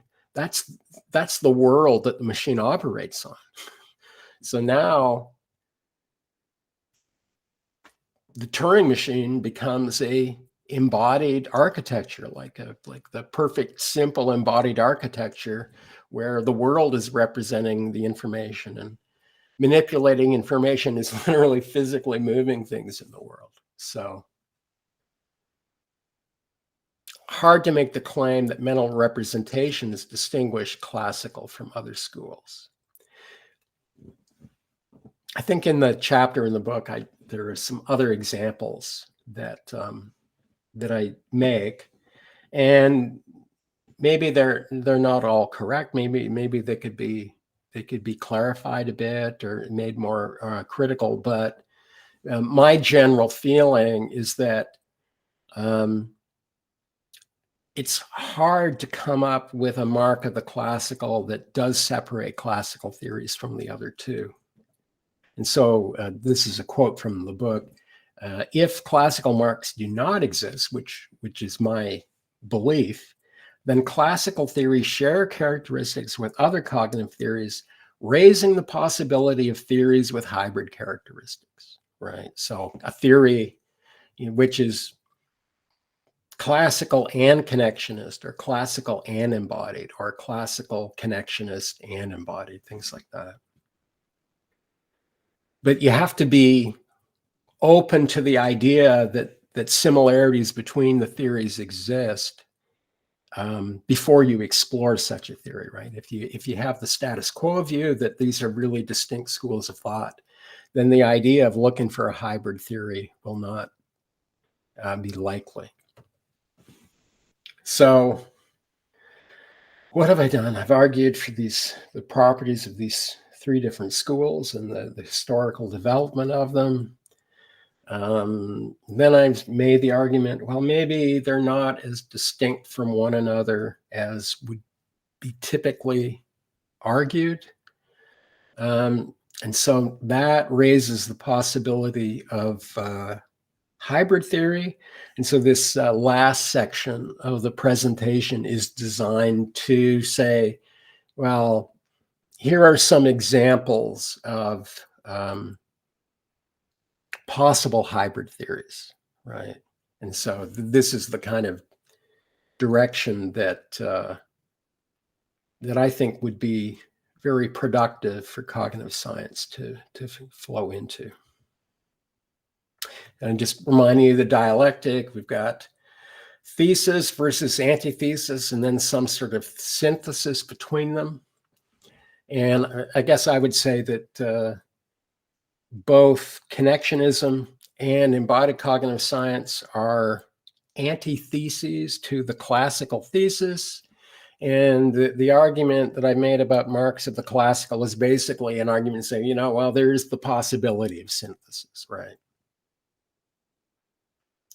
So how do we do it? We lose our ideological blinders.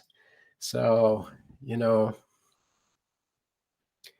blinders, which I know our young students are, you know, very, very ideological, but oftentimes I think that maybe within school, you say, oh, maybe what I'm going to do, I'll depart from my supervisor by thinking, oh, I could combine this theory with this other theory that seems totally different, right? So, of course, the supervisors could do the same, right? It's not, but I know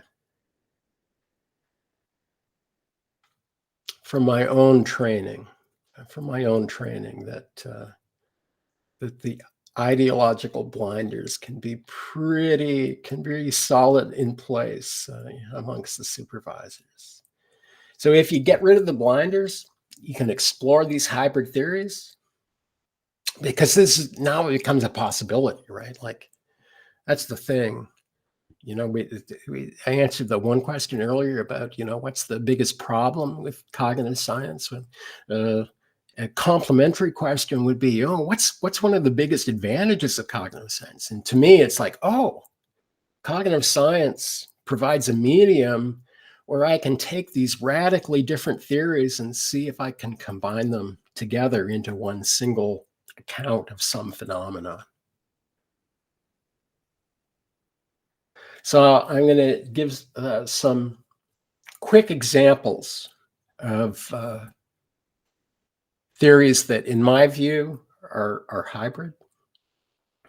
I'm going to start with David Marr's natural computation theory.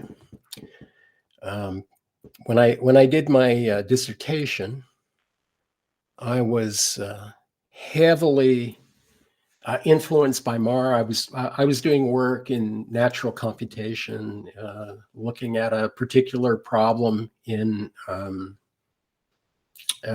motion perception. And Marr's book, another really excellent book in terms of someone discussing very intelligently different levels of analysis.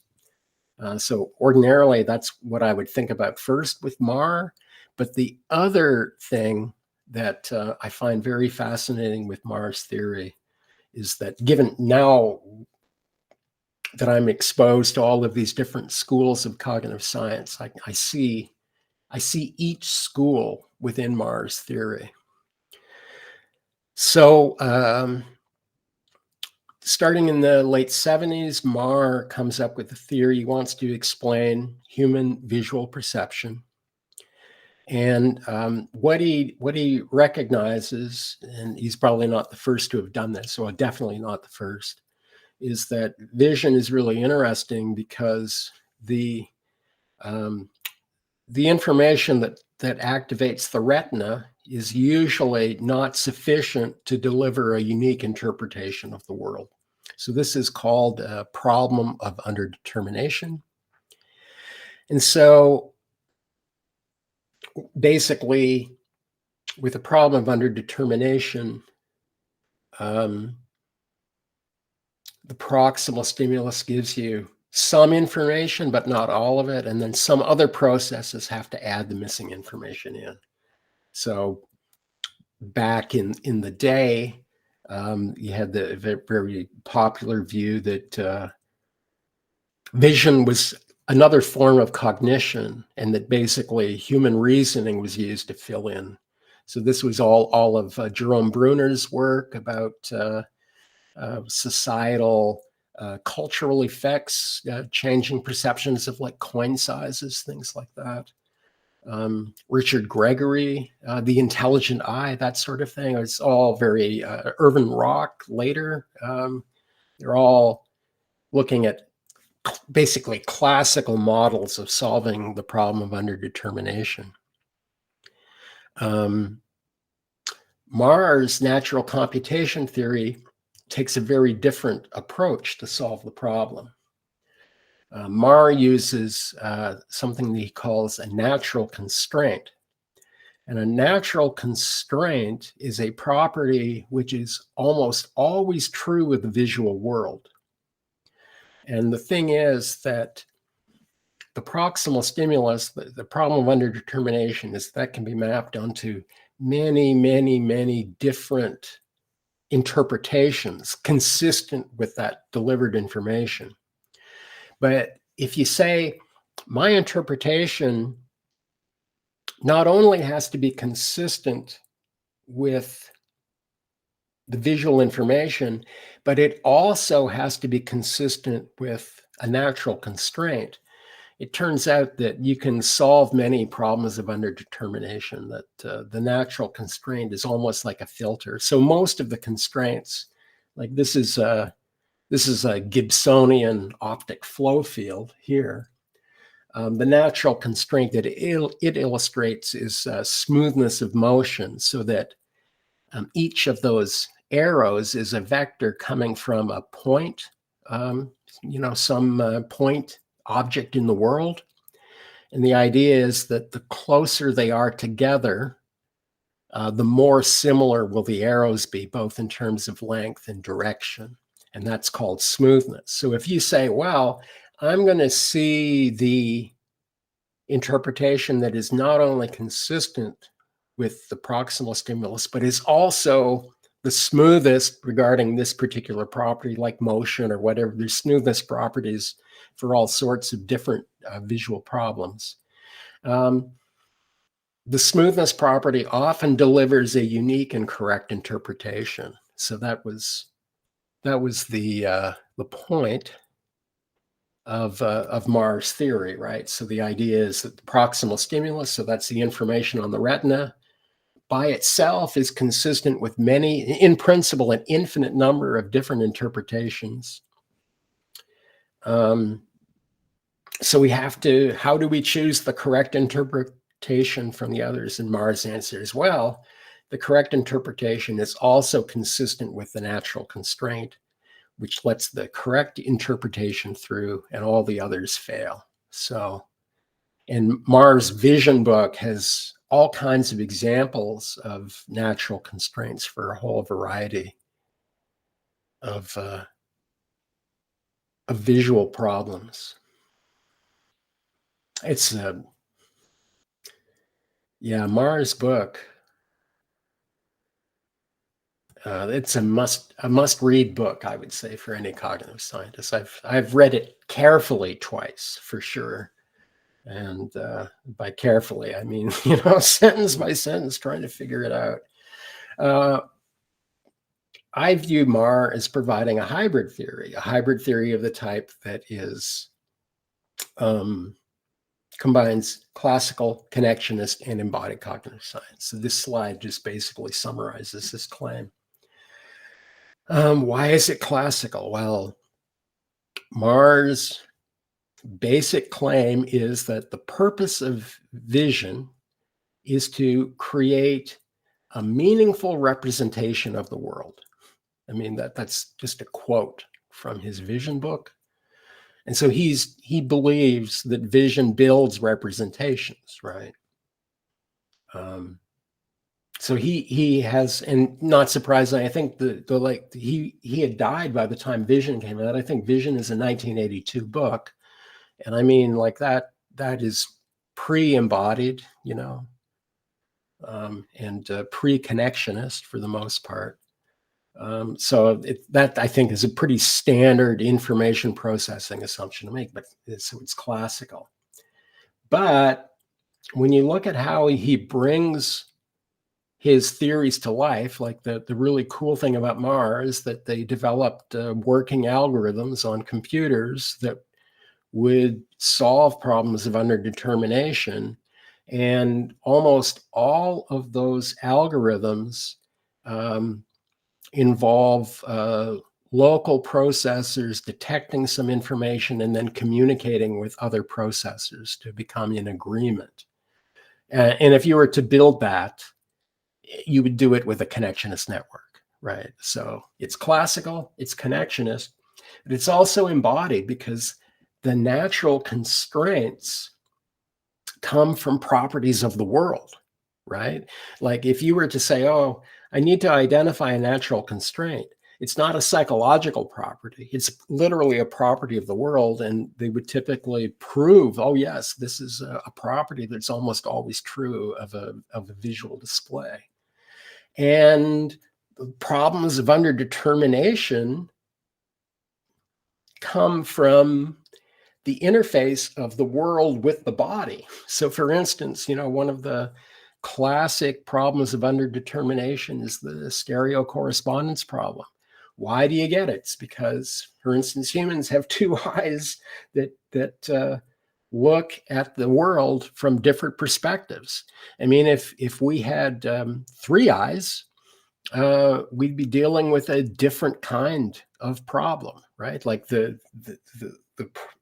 stereo correspondence problem emerges from the structure of our body.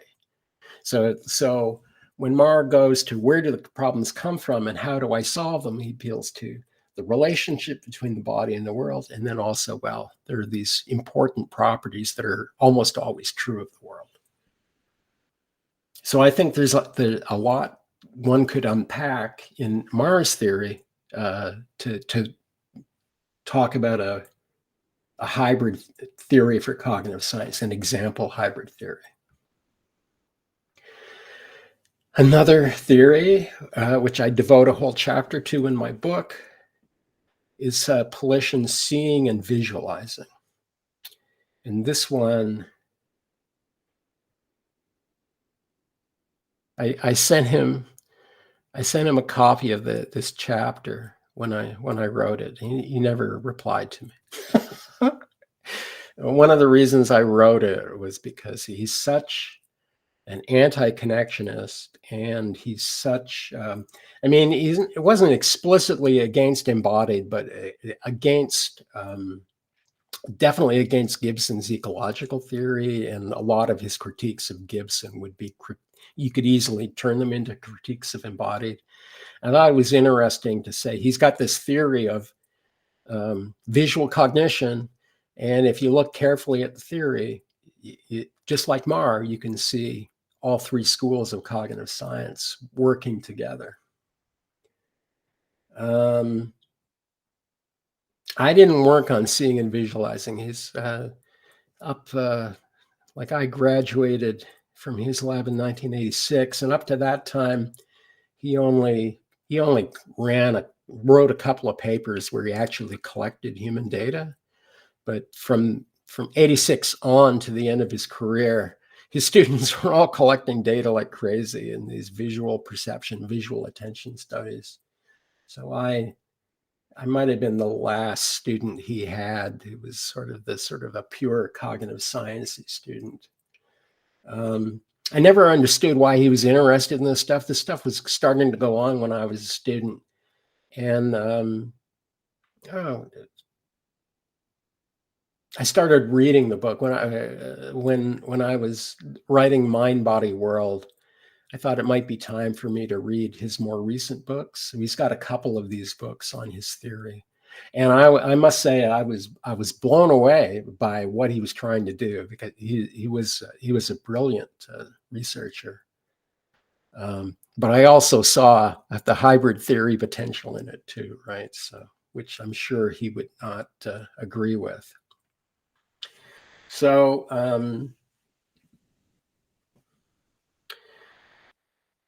his theory of seeing and visualizing has this very atypical foundational assumption. So in most visual theories, you get features first and you paste them together and you make an object. So the features come first and objects get developed later. For him, you assign an attentional tag that sticks to a visual object. And that's the only thing you have. You get objecthood before you get anything else. And then the additional issue with him is that you have 4 or 5 of these tags that can be assigned in parallel. So up until he was starting to do this sort of research, people had these, what I would call a feature accumulation theory of visual cognition. And his was quite different. Objects first, and then when you need the object features, you use the attentional tag to say, oh, where is the object now? And then through that tag, you pull the features in. And so this means that the tags have to stick. And it also means that the visual world is scaffolding your perception, because you can only get information from things that are tagged, and those things that are tagged are literally part of the world. Now, he started this, like he did some work with a computer scientist named Ted Elcock back in the 1970s. And they wrote a system, and they were interested in the question, why do people learn better when they draw diagrams? So that sounds like a very embodied question now, right? Like, because to me, the whole motivating idea is using the world to scaffold something. But at the time, it was purely classical. So in his theory, this is a picture from his book. The robot looks to me like Shaky, very famous classical robot. Notice that the robot has these thought bubbles.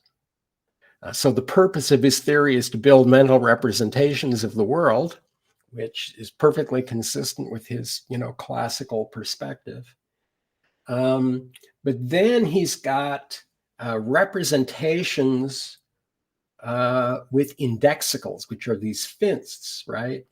And the thing is that these fints, it's an intentional thing, but it's almost like you've got a finger on something in the world, and then as it moves, the finger sticks with it. And then when you need that information, you use your finger to say, oh, there it is now, I'm going to pull in the information. And I don't know if I have any, I don't have any. He's got different kinds of experiments that support some of the important claims in that theory.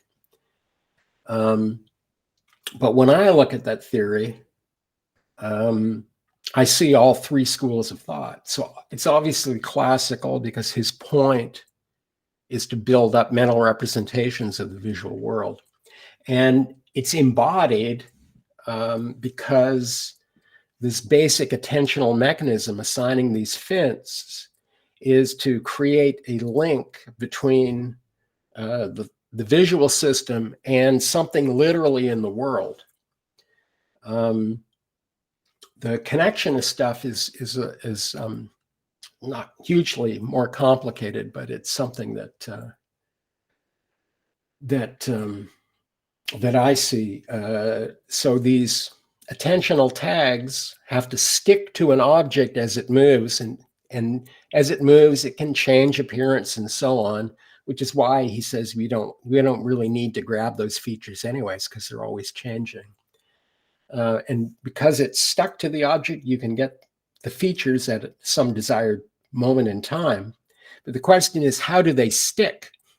And it turns out that the easiest answer to make them stick to these objects is to solve a problem of underdetermination called the motion correspondence problem, which was the focus of my dissertation, in which I published in 1991 in Psych Review as a connectionist network to solve that problem. So if he wants his fints to stick, he would most likely have to use my network to do it, right? So he'd have to be appealing to connectionism.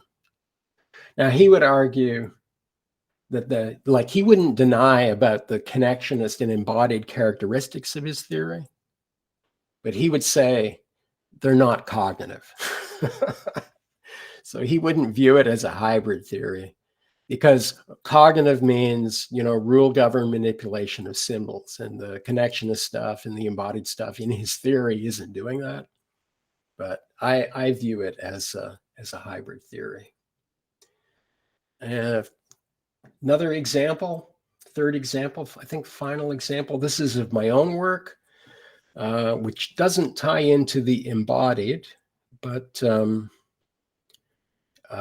does link classical to connectionist. So there's a huge interest in the literature in training artificial neural networks to make judgments about music. So these two books from MIT Press are collections of journal articles on this topic. So more and more people are using networks to study musical phenomenon, possibly to link them to musical cognition. But like most connectionism, musical networks are very romantic, in the sense that, a key of romanticism is that, the world out there is so sublime that we'll never be able to understand it. And these networks are sublime in the same way. So God forbid that you would attempt to interpret the internal structure. So they create these networks that solve these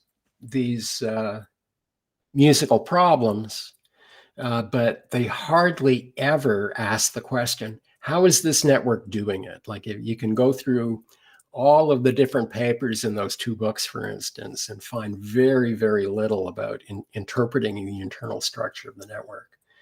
And I think, do I say why?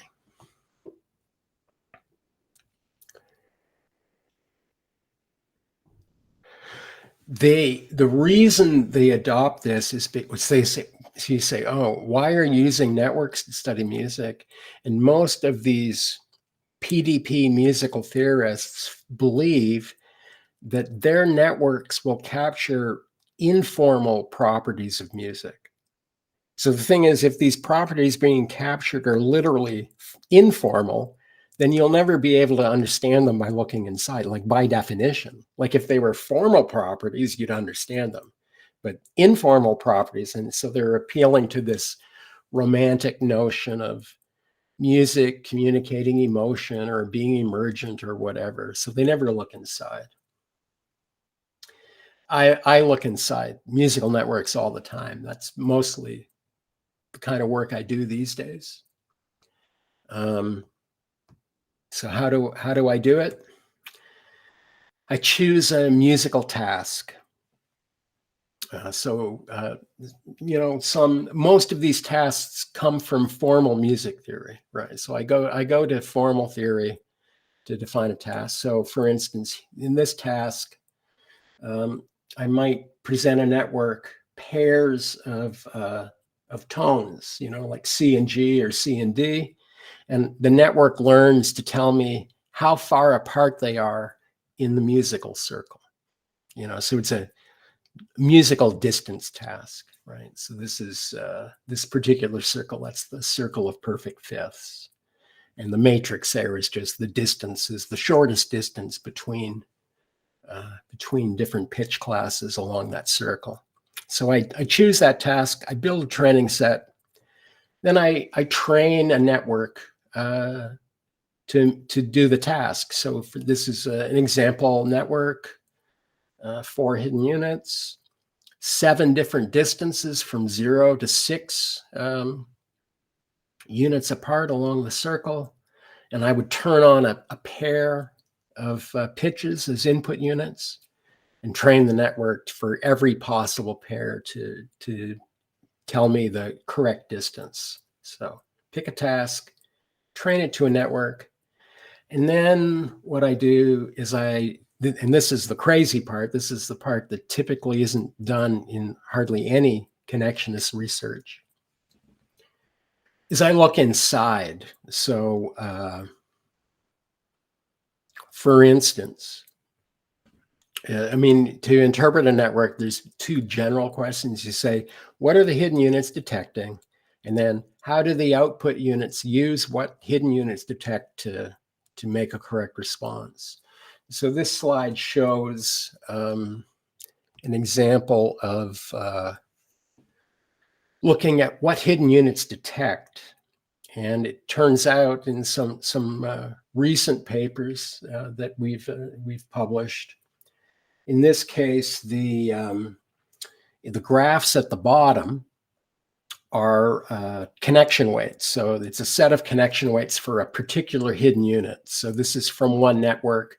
I've got 4 graphs because there's 4 hidden units. And so I'm just plotting the weights of the hidden unit. Now you can see from the gray bars that there seems to be regularity in the weights, right? There's typically repeating patterns. Well, it turns out that you can fit a Fourier structure to those weights, and that's what those circle diagrams above are indicating what's going on. And you can see the Fourier, the most similar Fourier structure to the weights is given in the other bars on the graphs below. And we find very, very high correlations between our connection weights and Fourier structure. And the thing is that the structure that we're pulling out of those hidden units, that is like highly formal, right? Like there's this branch of formal music theory that there's only like, I don't know, 5 or 6 researchers who publish in it, and probably they're the only 5 or 6 who understand it, on where they take all of these musical sets and they do Fourier decomposition of it, and they use the Fourier analysis to find regularities in music. Well, the thing is that we find those properties in our networks.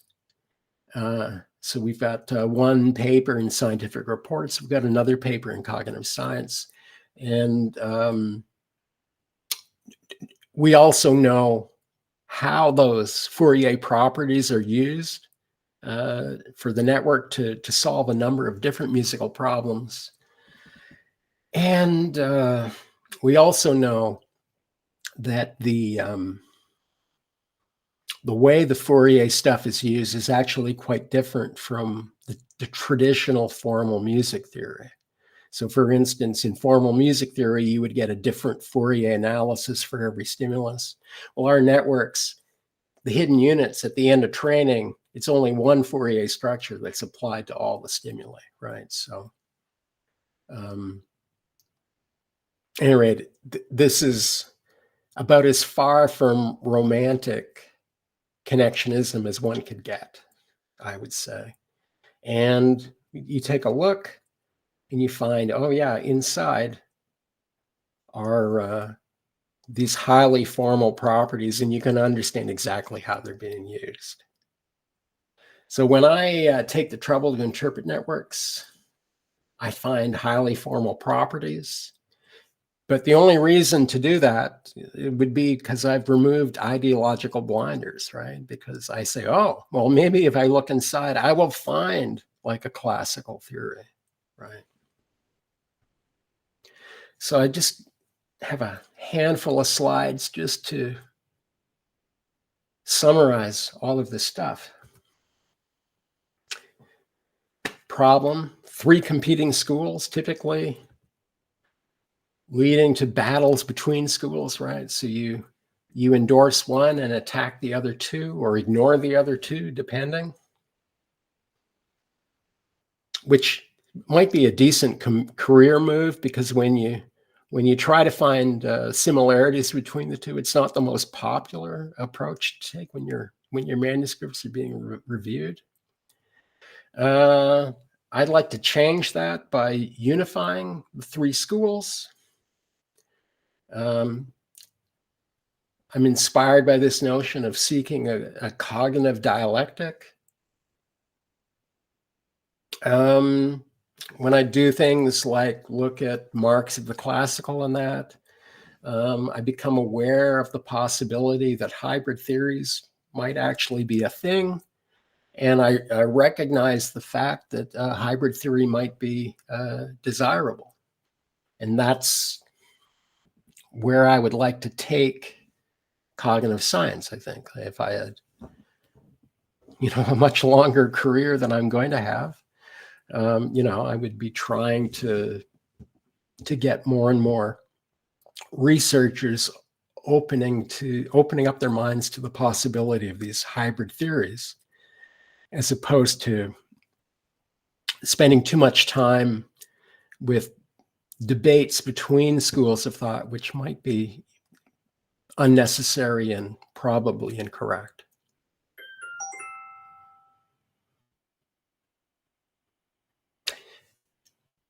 So that's all I have to say. I'm willing to take more questions. Thank you very much. You have already answered my questions. So I ask if anyone else has anything to ask Professor Dawson. Can I ask a quick question? Are you hearing me well?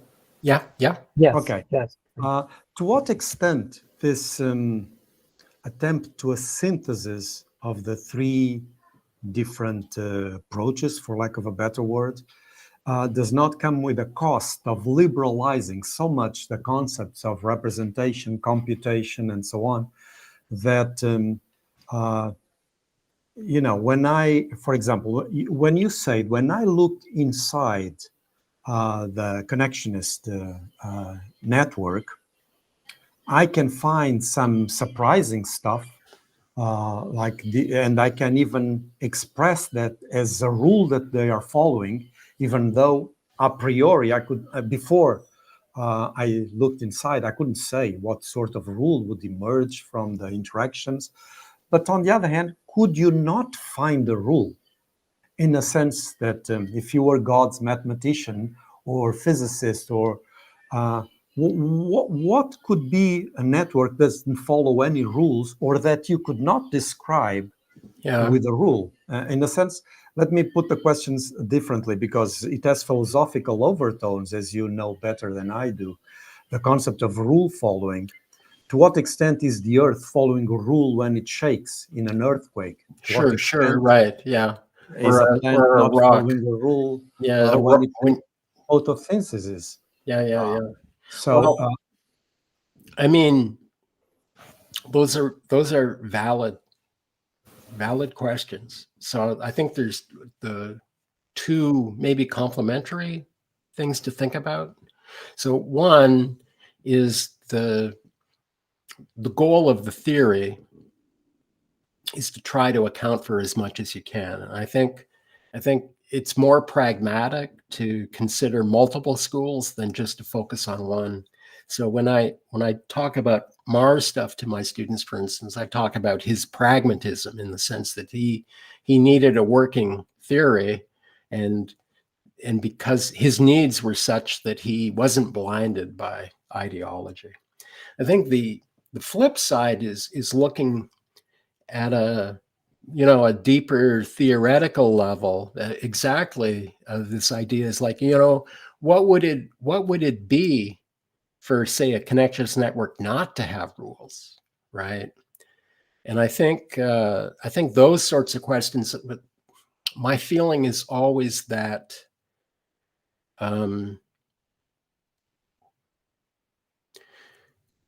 with respect to connectionism versus classical, I think the early debate is all at the computational level.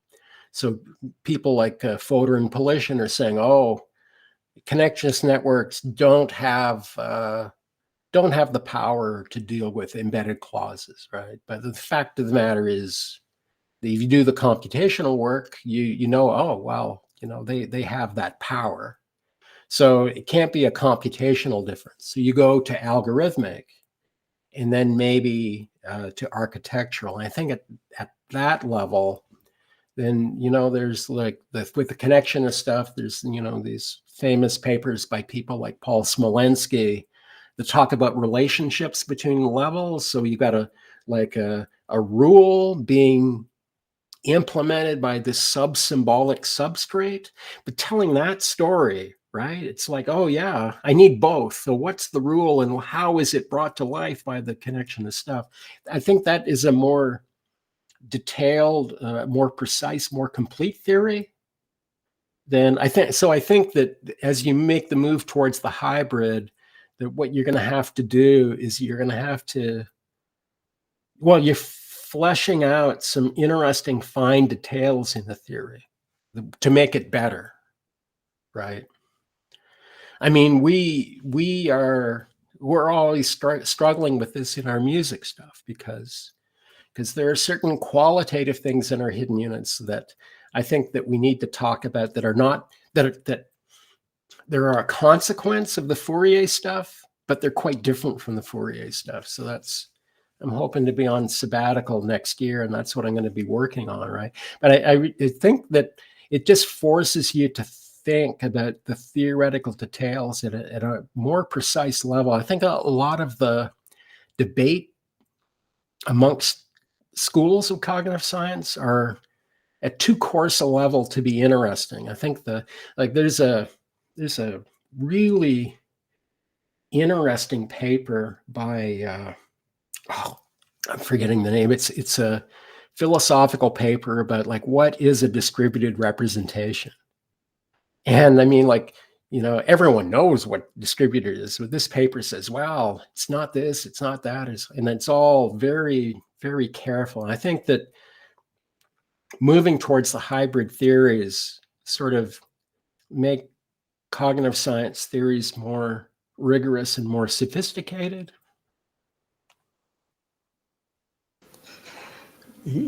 Just a final thought, Professor Michael Dawson. One, you may want to look, or you may even know about this, that a developmental psychologist, very respected in the field, I think is doing something similar to what you're describing. I'm talking about Linda Smith at Indiana University. Oh, I don't know her work, but I'll look that up. She has some interesting thoughts about the origins and concepts, and trying to wed, in a sense, to integrate the more classical view with the complex systems, dynamics, and embodied cognition, you could say, and very much Piagetian, but also trying to understand the representations that children acquire through their interactions, and the fine-grained way in which attempts to look at the interaction. And so it may be one example either that you could say, well, it's this sort of hybridization that I want to promote, or maybe it's not a good example of that. And so in either way, it may be of interest. Thanks for bringing that up. I'll take a look at that stuff. Thank you.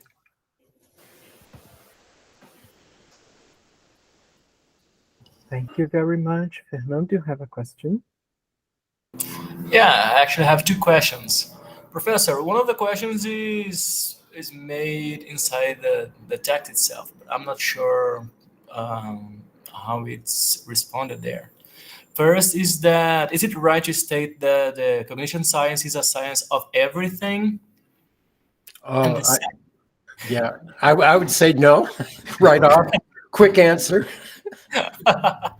All right, and maybe this answer will serve to answer the second one. Is all the matter produced in science, in cognition science, can I say it from a human perspective? It's beyond human perspective, or it's combined? Well, that one is a harder question to answer. I mean, I would argue maybe that the ultimate goal is to say something about human consciousness, human cognition, something like that. I think that a lot of the specific studies within cognitive science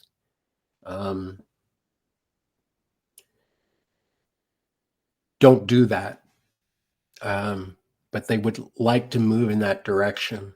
So for me, the one thing that that it reminds me of is John Hoglin's formalist's motto. So for Hoglin, the motto says it's a language idea. Take care of the syntax, and the semantics will take care of itself. And so for Hoglin, that's a license for you focus on the rule-governed manipulation of symbols, which is a completely formal, there's no meaning there at all. And the important and almost magical property of an information processor is that any transformations of symbols will also be meaningful. And to me, like the formalist motto is always a way that a classical cognitive scientist can like, we want to talk about meaning, but we're really just going to talk about the algorithm or the syntax or something, because the meaning will take care of itself. And I think that to make the move into a deeper direction would be to say, yeah, well, this is why in whatever thing I'm studying, this is why taking care of the syntax also takes care of the meaning, right? I think that would be a characteristic of a mature theory in cognitive science. I don't know if we have many or any of such theories.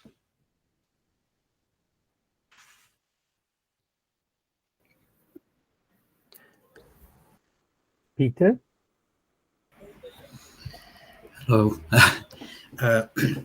I was very interested in following your talk.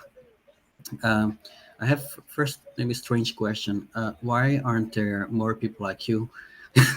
I'm asking this because it seems like the integration of different schools of cognitive science has a lot to do with, as you mentioned yourself, the looking at different levels of analysis of cognitive problems or cognitive systems.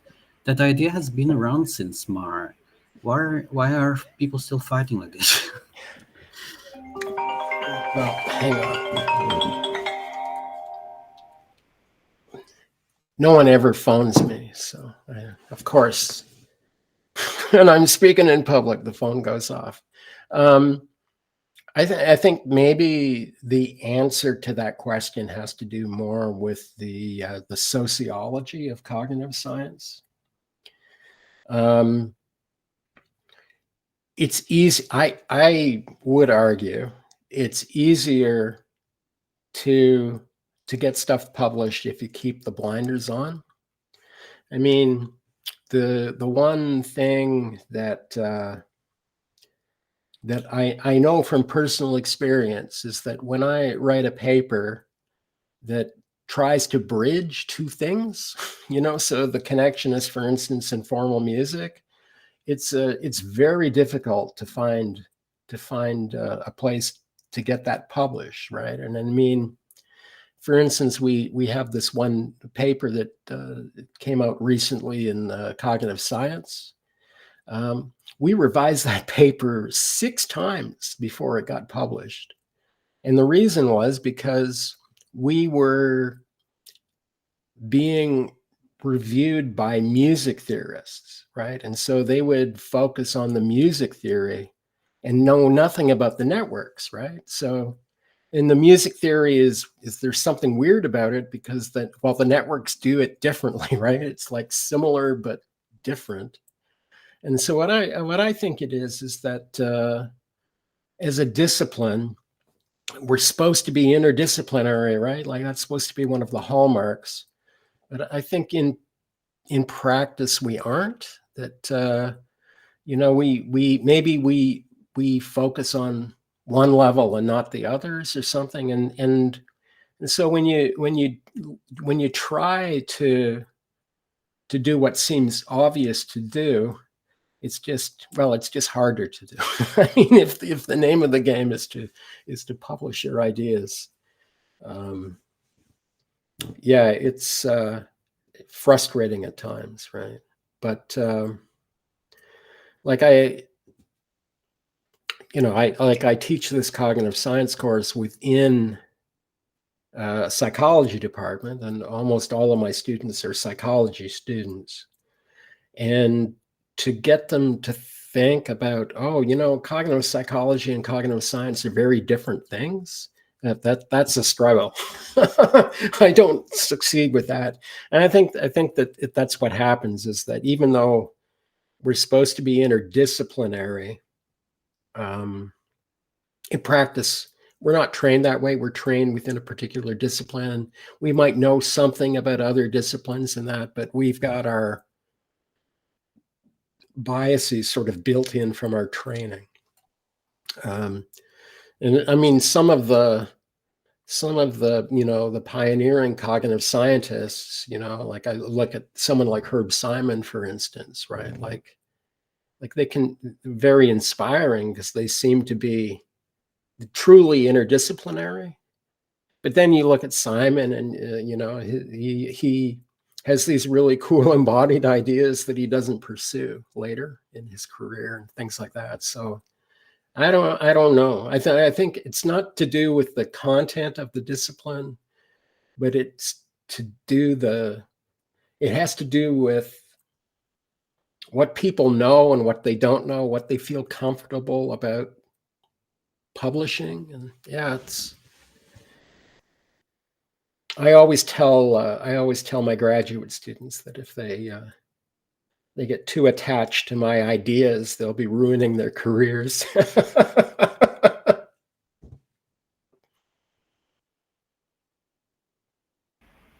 I hope not. Yeah, I hope not too. I have one or two other questions, and maybe I'll understand if there's someone else who can go first.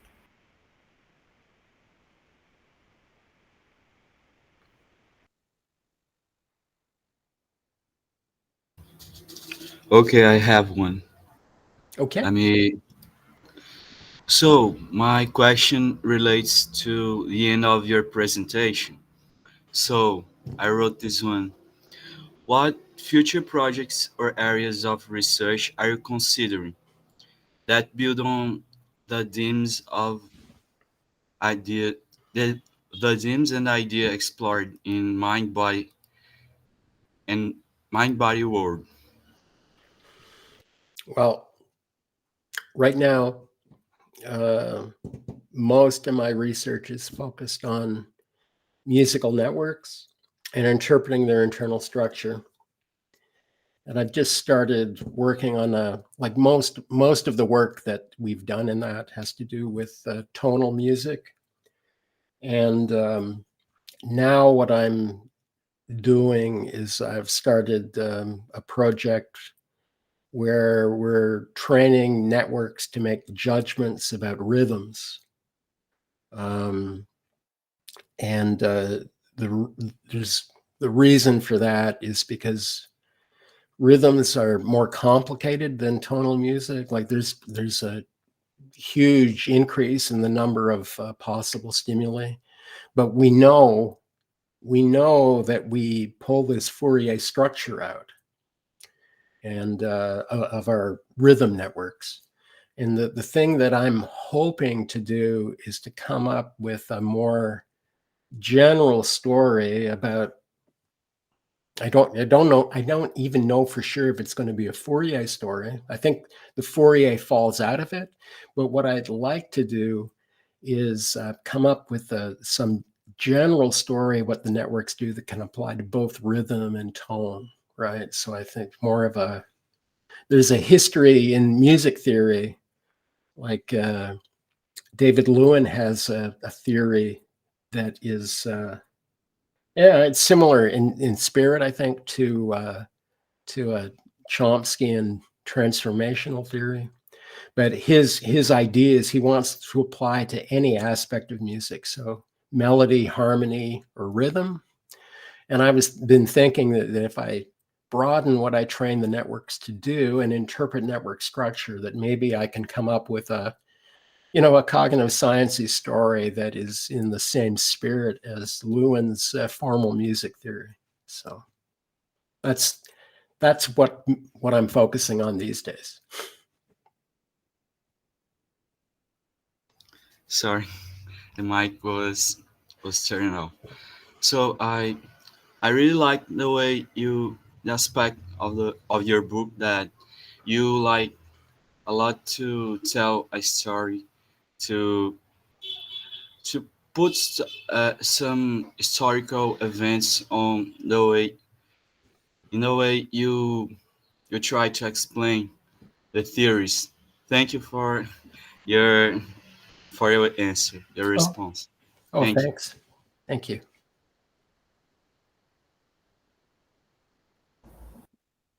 Here's my own words. Thank you. I have this historical way of learning, and it was really profitable. I believe, Peter, you can make your questions. Hey, okay. This maybe whole battle between schools, if you can call it like this. I can imagine a criticism of someone who you might call a romantic connectionist to trying to reintroduce rules into networks. Maybe someone would say, and I think maybe it's reasonable, that we do this because a classical theory, like that's, let's say, a bit closer to symbol processing of any cognitive process, is more likable as a scientific theory than the fact, or to have to accept maybe the idea that actually it's all just a black box. You mentioned this like tangentially, but I would be curious to know what you would reply to a criticism like this, that like it's a something, let's say, futile to correspond to a need that we have to have a scientific theory about cognitive processing in terms of causal, let's say, causal processes. Sure. Well, I mean, this is my bias, but I mean, I haven't thought in detail about the nature of the theories that I want to propose, but I think that that cognitive scientists are in the business of proposing theories, of providing potential explanations of cognitive phenomena. And the concern I have these days with the arrival of these deep belief networks, and even a longer history of computer simulations of more of the computer science, like AI sort of stuff, not necessarily with networks, but the long history of it, is that there are a lot of researchers who can do amazing things, but they're in the business of building an artifact that does something that maybe you could be marketed or something, but it doesn't really say much about, doesn't contribute much to cognitive science, right? So for me, if you look at, pretty much any newspaper article about one of these, large language models, there'll be this paragraph in the article that says, oh yeah, it does this because it has all of these layers, just like the brain, and I just feel that that if I want to be doing cognitive science, I'd like to come up with a richer theory than that. Like it would be interesting. Like I've been, from some of the questions I've had today, it'd be interesting to, like that question about what would a network like if it didn't have rules inside, right? Like maybe that's a deep Western cultural bias that if I want to explain something, it's going to be some sort of rule. But sometimes when you look inside the network, it doesn't seem to be that clean. So I don't know. I guess the thing is that I'll look inside and I'll tell whatever story I can tell, and I guess that leaves open the possibility that there'd be a different kind of story. I mean, like for me, a lot of the stuff that we do, that the thing that I like is that I pull a formal music theory out of a network, but that formal music theory doesn't look like the theory that they would be teaching me if I was taking an instrument, right? And so I feel that I can contribute to musical cognition, but also maybe contribute new ideas to formal music theory. But maybe I can find things that are so radically different from formal music theory that that they wouldn't know what I was talking about. I'd be talking in like some completely, like maybe fully embodied way, or some connectionist way where I couldn't formulate the rules. So, yeah. Okay, one more question, one last remark maybe. I read your book a few years ago, and I confess that I wasn't aware of your work in connectionist music. And I was really surprised by the idea at that moment of inverting the logic and having training an artificial network to do something, and then looking back inside to see what's happening. That's really something very new, I guess, and that's already a few years ago. And then I see today that you mentioned deep learning, right? Very, very high number of layers in like contemporary artificial neural networks, and it's remarkable that there's many people now who think that really this is missing, not not just in cognitive science, but also in artificial intelligence. I find an interesting arch kind of that artificial intelligence was very important for the cognitive revolution in the 50s. And then it kind of, I guess, took off by itself into a direction, right, that was mainly interesting for engineers, I guess. Yeah, more technological, I think. Yeah, technological, more oriented to what people wanted to the network to do. Right, Complex. exactly, yeah. More than to understand the process. Yeah. And now lots of people in AI come back looking at cognitive science and experimental methods to do exactly what you proposed already a few years ago in the name of what is now called causal artificial intelligence or explainable artificial intelligence. Yeah, explainable AI, yeah. And I Explainable think AI. one of the reasons that there's a big push for that is because, I don't know, 3 or so years ago in the European Union, they passed a law that's so a lot of these big networks are being used to make decisions about do you get a loan or not, for instance. And the law says, oh, if you refuse to give a loan to this person, you have to say why. And and many people at the time when that law was passed, they were talking about, oh, it's the death of AI because they can't understand the insides of these big networks. I have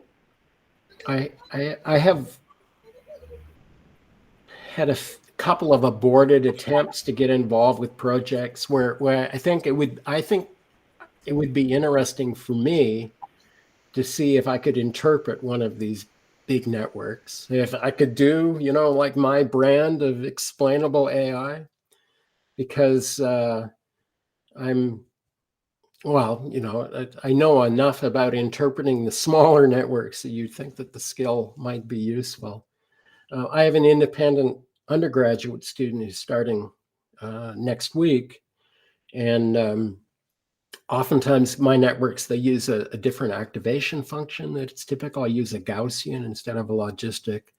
And I decided that she's a psych and computer science co-major, and she's a really good programmer. And so I thought that we would see if I could get her to build me, start with a restricted Boltzmann machine, but it uses my activation function, and then turn that into, deeper layers, and then see if changing the activation function would help with interpreting. So I might be moving in that direction. But yeah, there is a lot of interest, but I saw an article just a few weeks ago in the New York Times where they were, it was an explainable AI article, and they were saying, oh yeah, like whenever these 10,000 hidden units light up, it means, I don't know, San Francisco or something. And I'm thinking, well, I would like to have something a little richer than that. But it might be impossible. But yeah, it's going to be a more and more important topic, I think. That's what I think so too. I was curious about, there's the ethical issue, and then of course also, since so many networks are being used for prediction, also as a generator of scientific, well, than really causal theories about all kinds of phenomena that we want to understand. Yeah. That networks can do somehow, and we don't know why. Yeah, we don't know why. Yeah. Right. I was wondering if you are pessimistic or optimistic about the possibility of understanding these terms. Yeah. Like the networks we have today of like 64 layers and stuff like that for just object recognition. It's too much, right? Well, I mean, I know that the simple networks that I look at can be challenging, and so that would make me pessimistic. But on the other hand, you figure if they can do the task, that there must be something that they're doing, and then, surely we can get some insight into if we take the trouble to look, right? And I just think that looking for huge distributed representations might not be the best thing to do. But I mean, my interest, the typical move that I make is to say, well, what are the hidden units detecting, and then how are they used? And then I'm wondering, oh, can I do that layer from layer from layer? Who knows, right? But maybe someone else will be able to do it at some point, someone younger than me. Okay, thank you very much.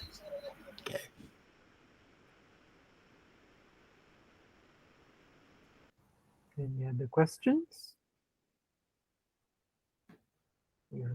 No? So I would like to thank Professor Dawson. Thank you very much for accepting my invitation. It's been a pleasure. And I have no words to say thank you, so I just say thank you. Oh, that's great. Yeah, it's been really interesting, really enjoyable. Thanks for having me. Thanks for inviting me.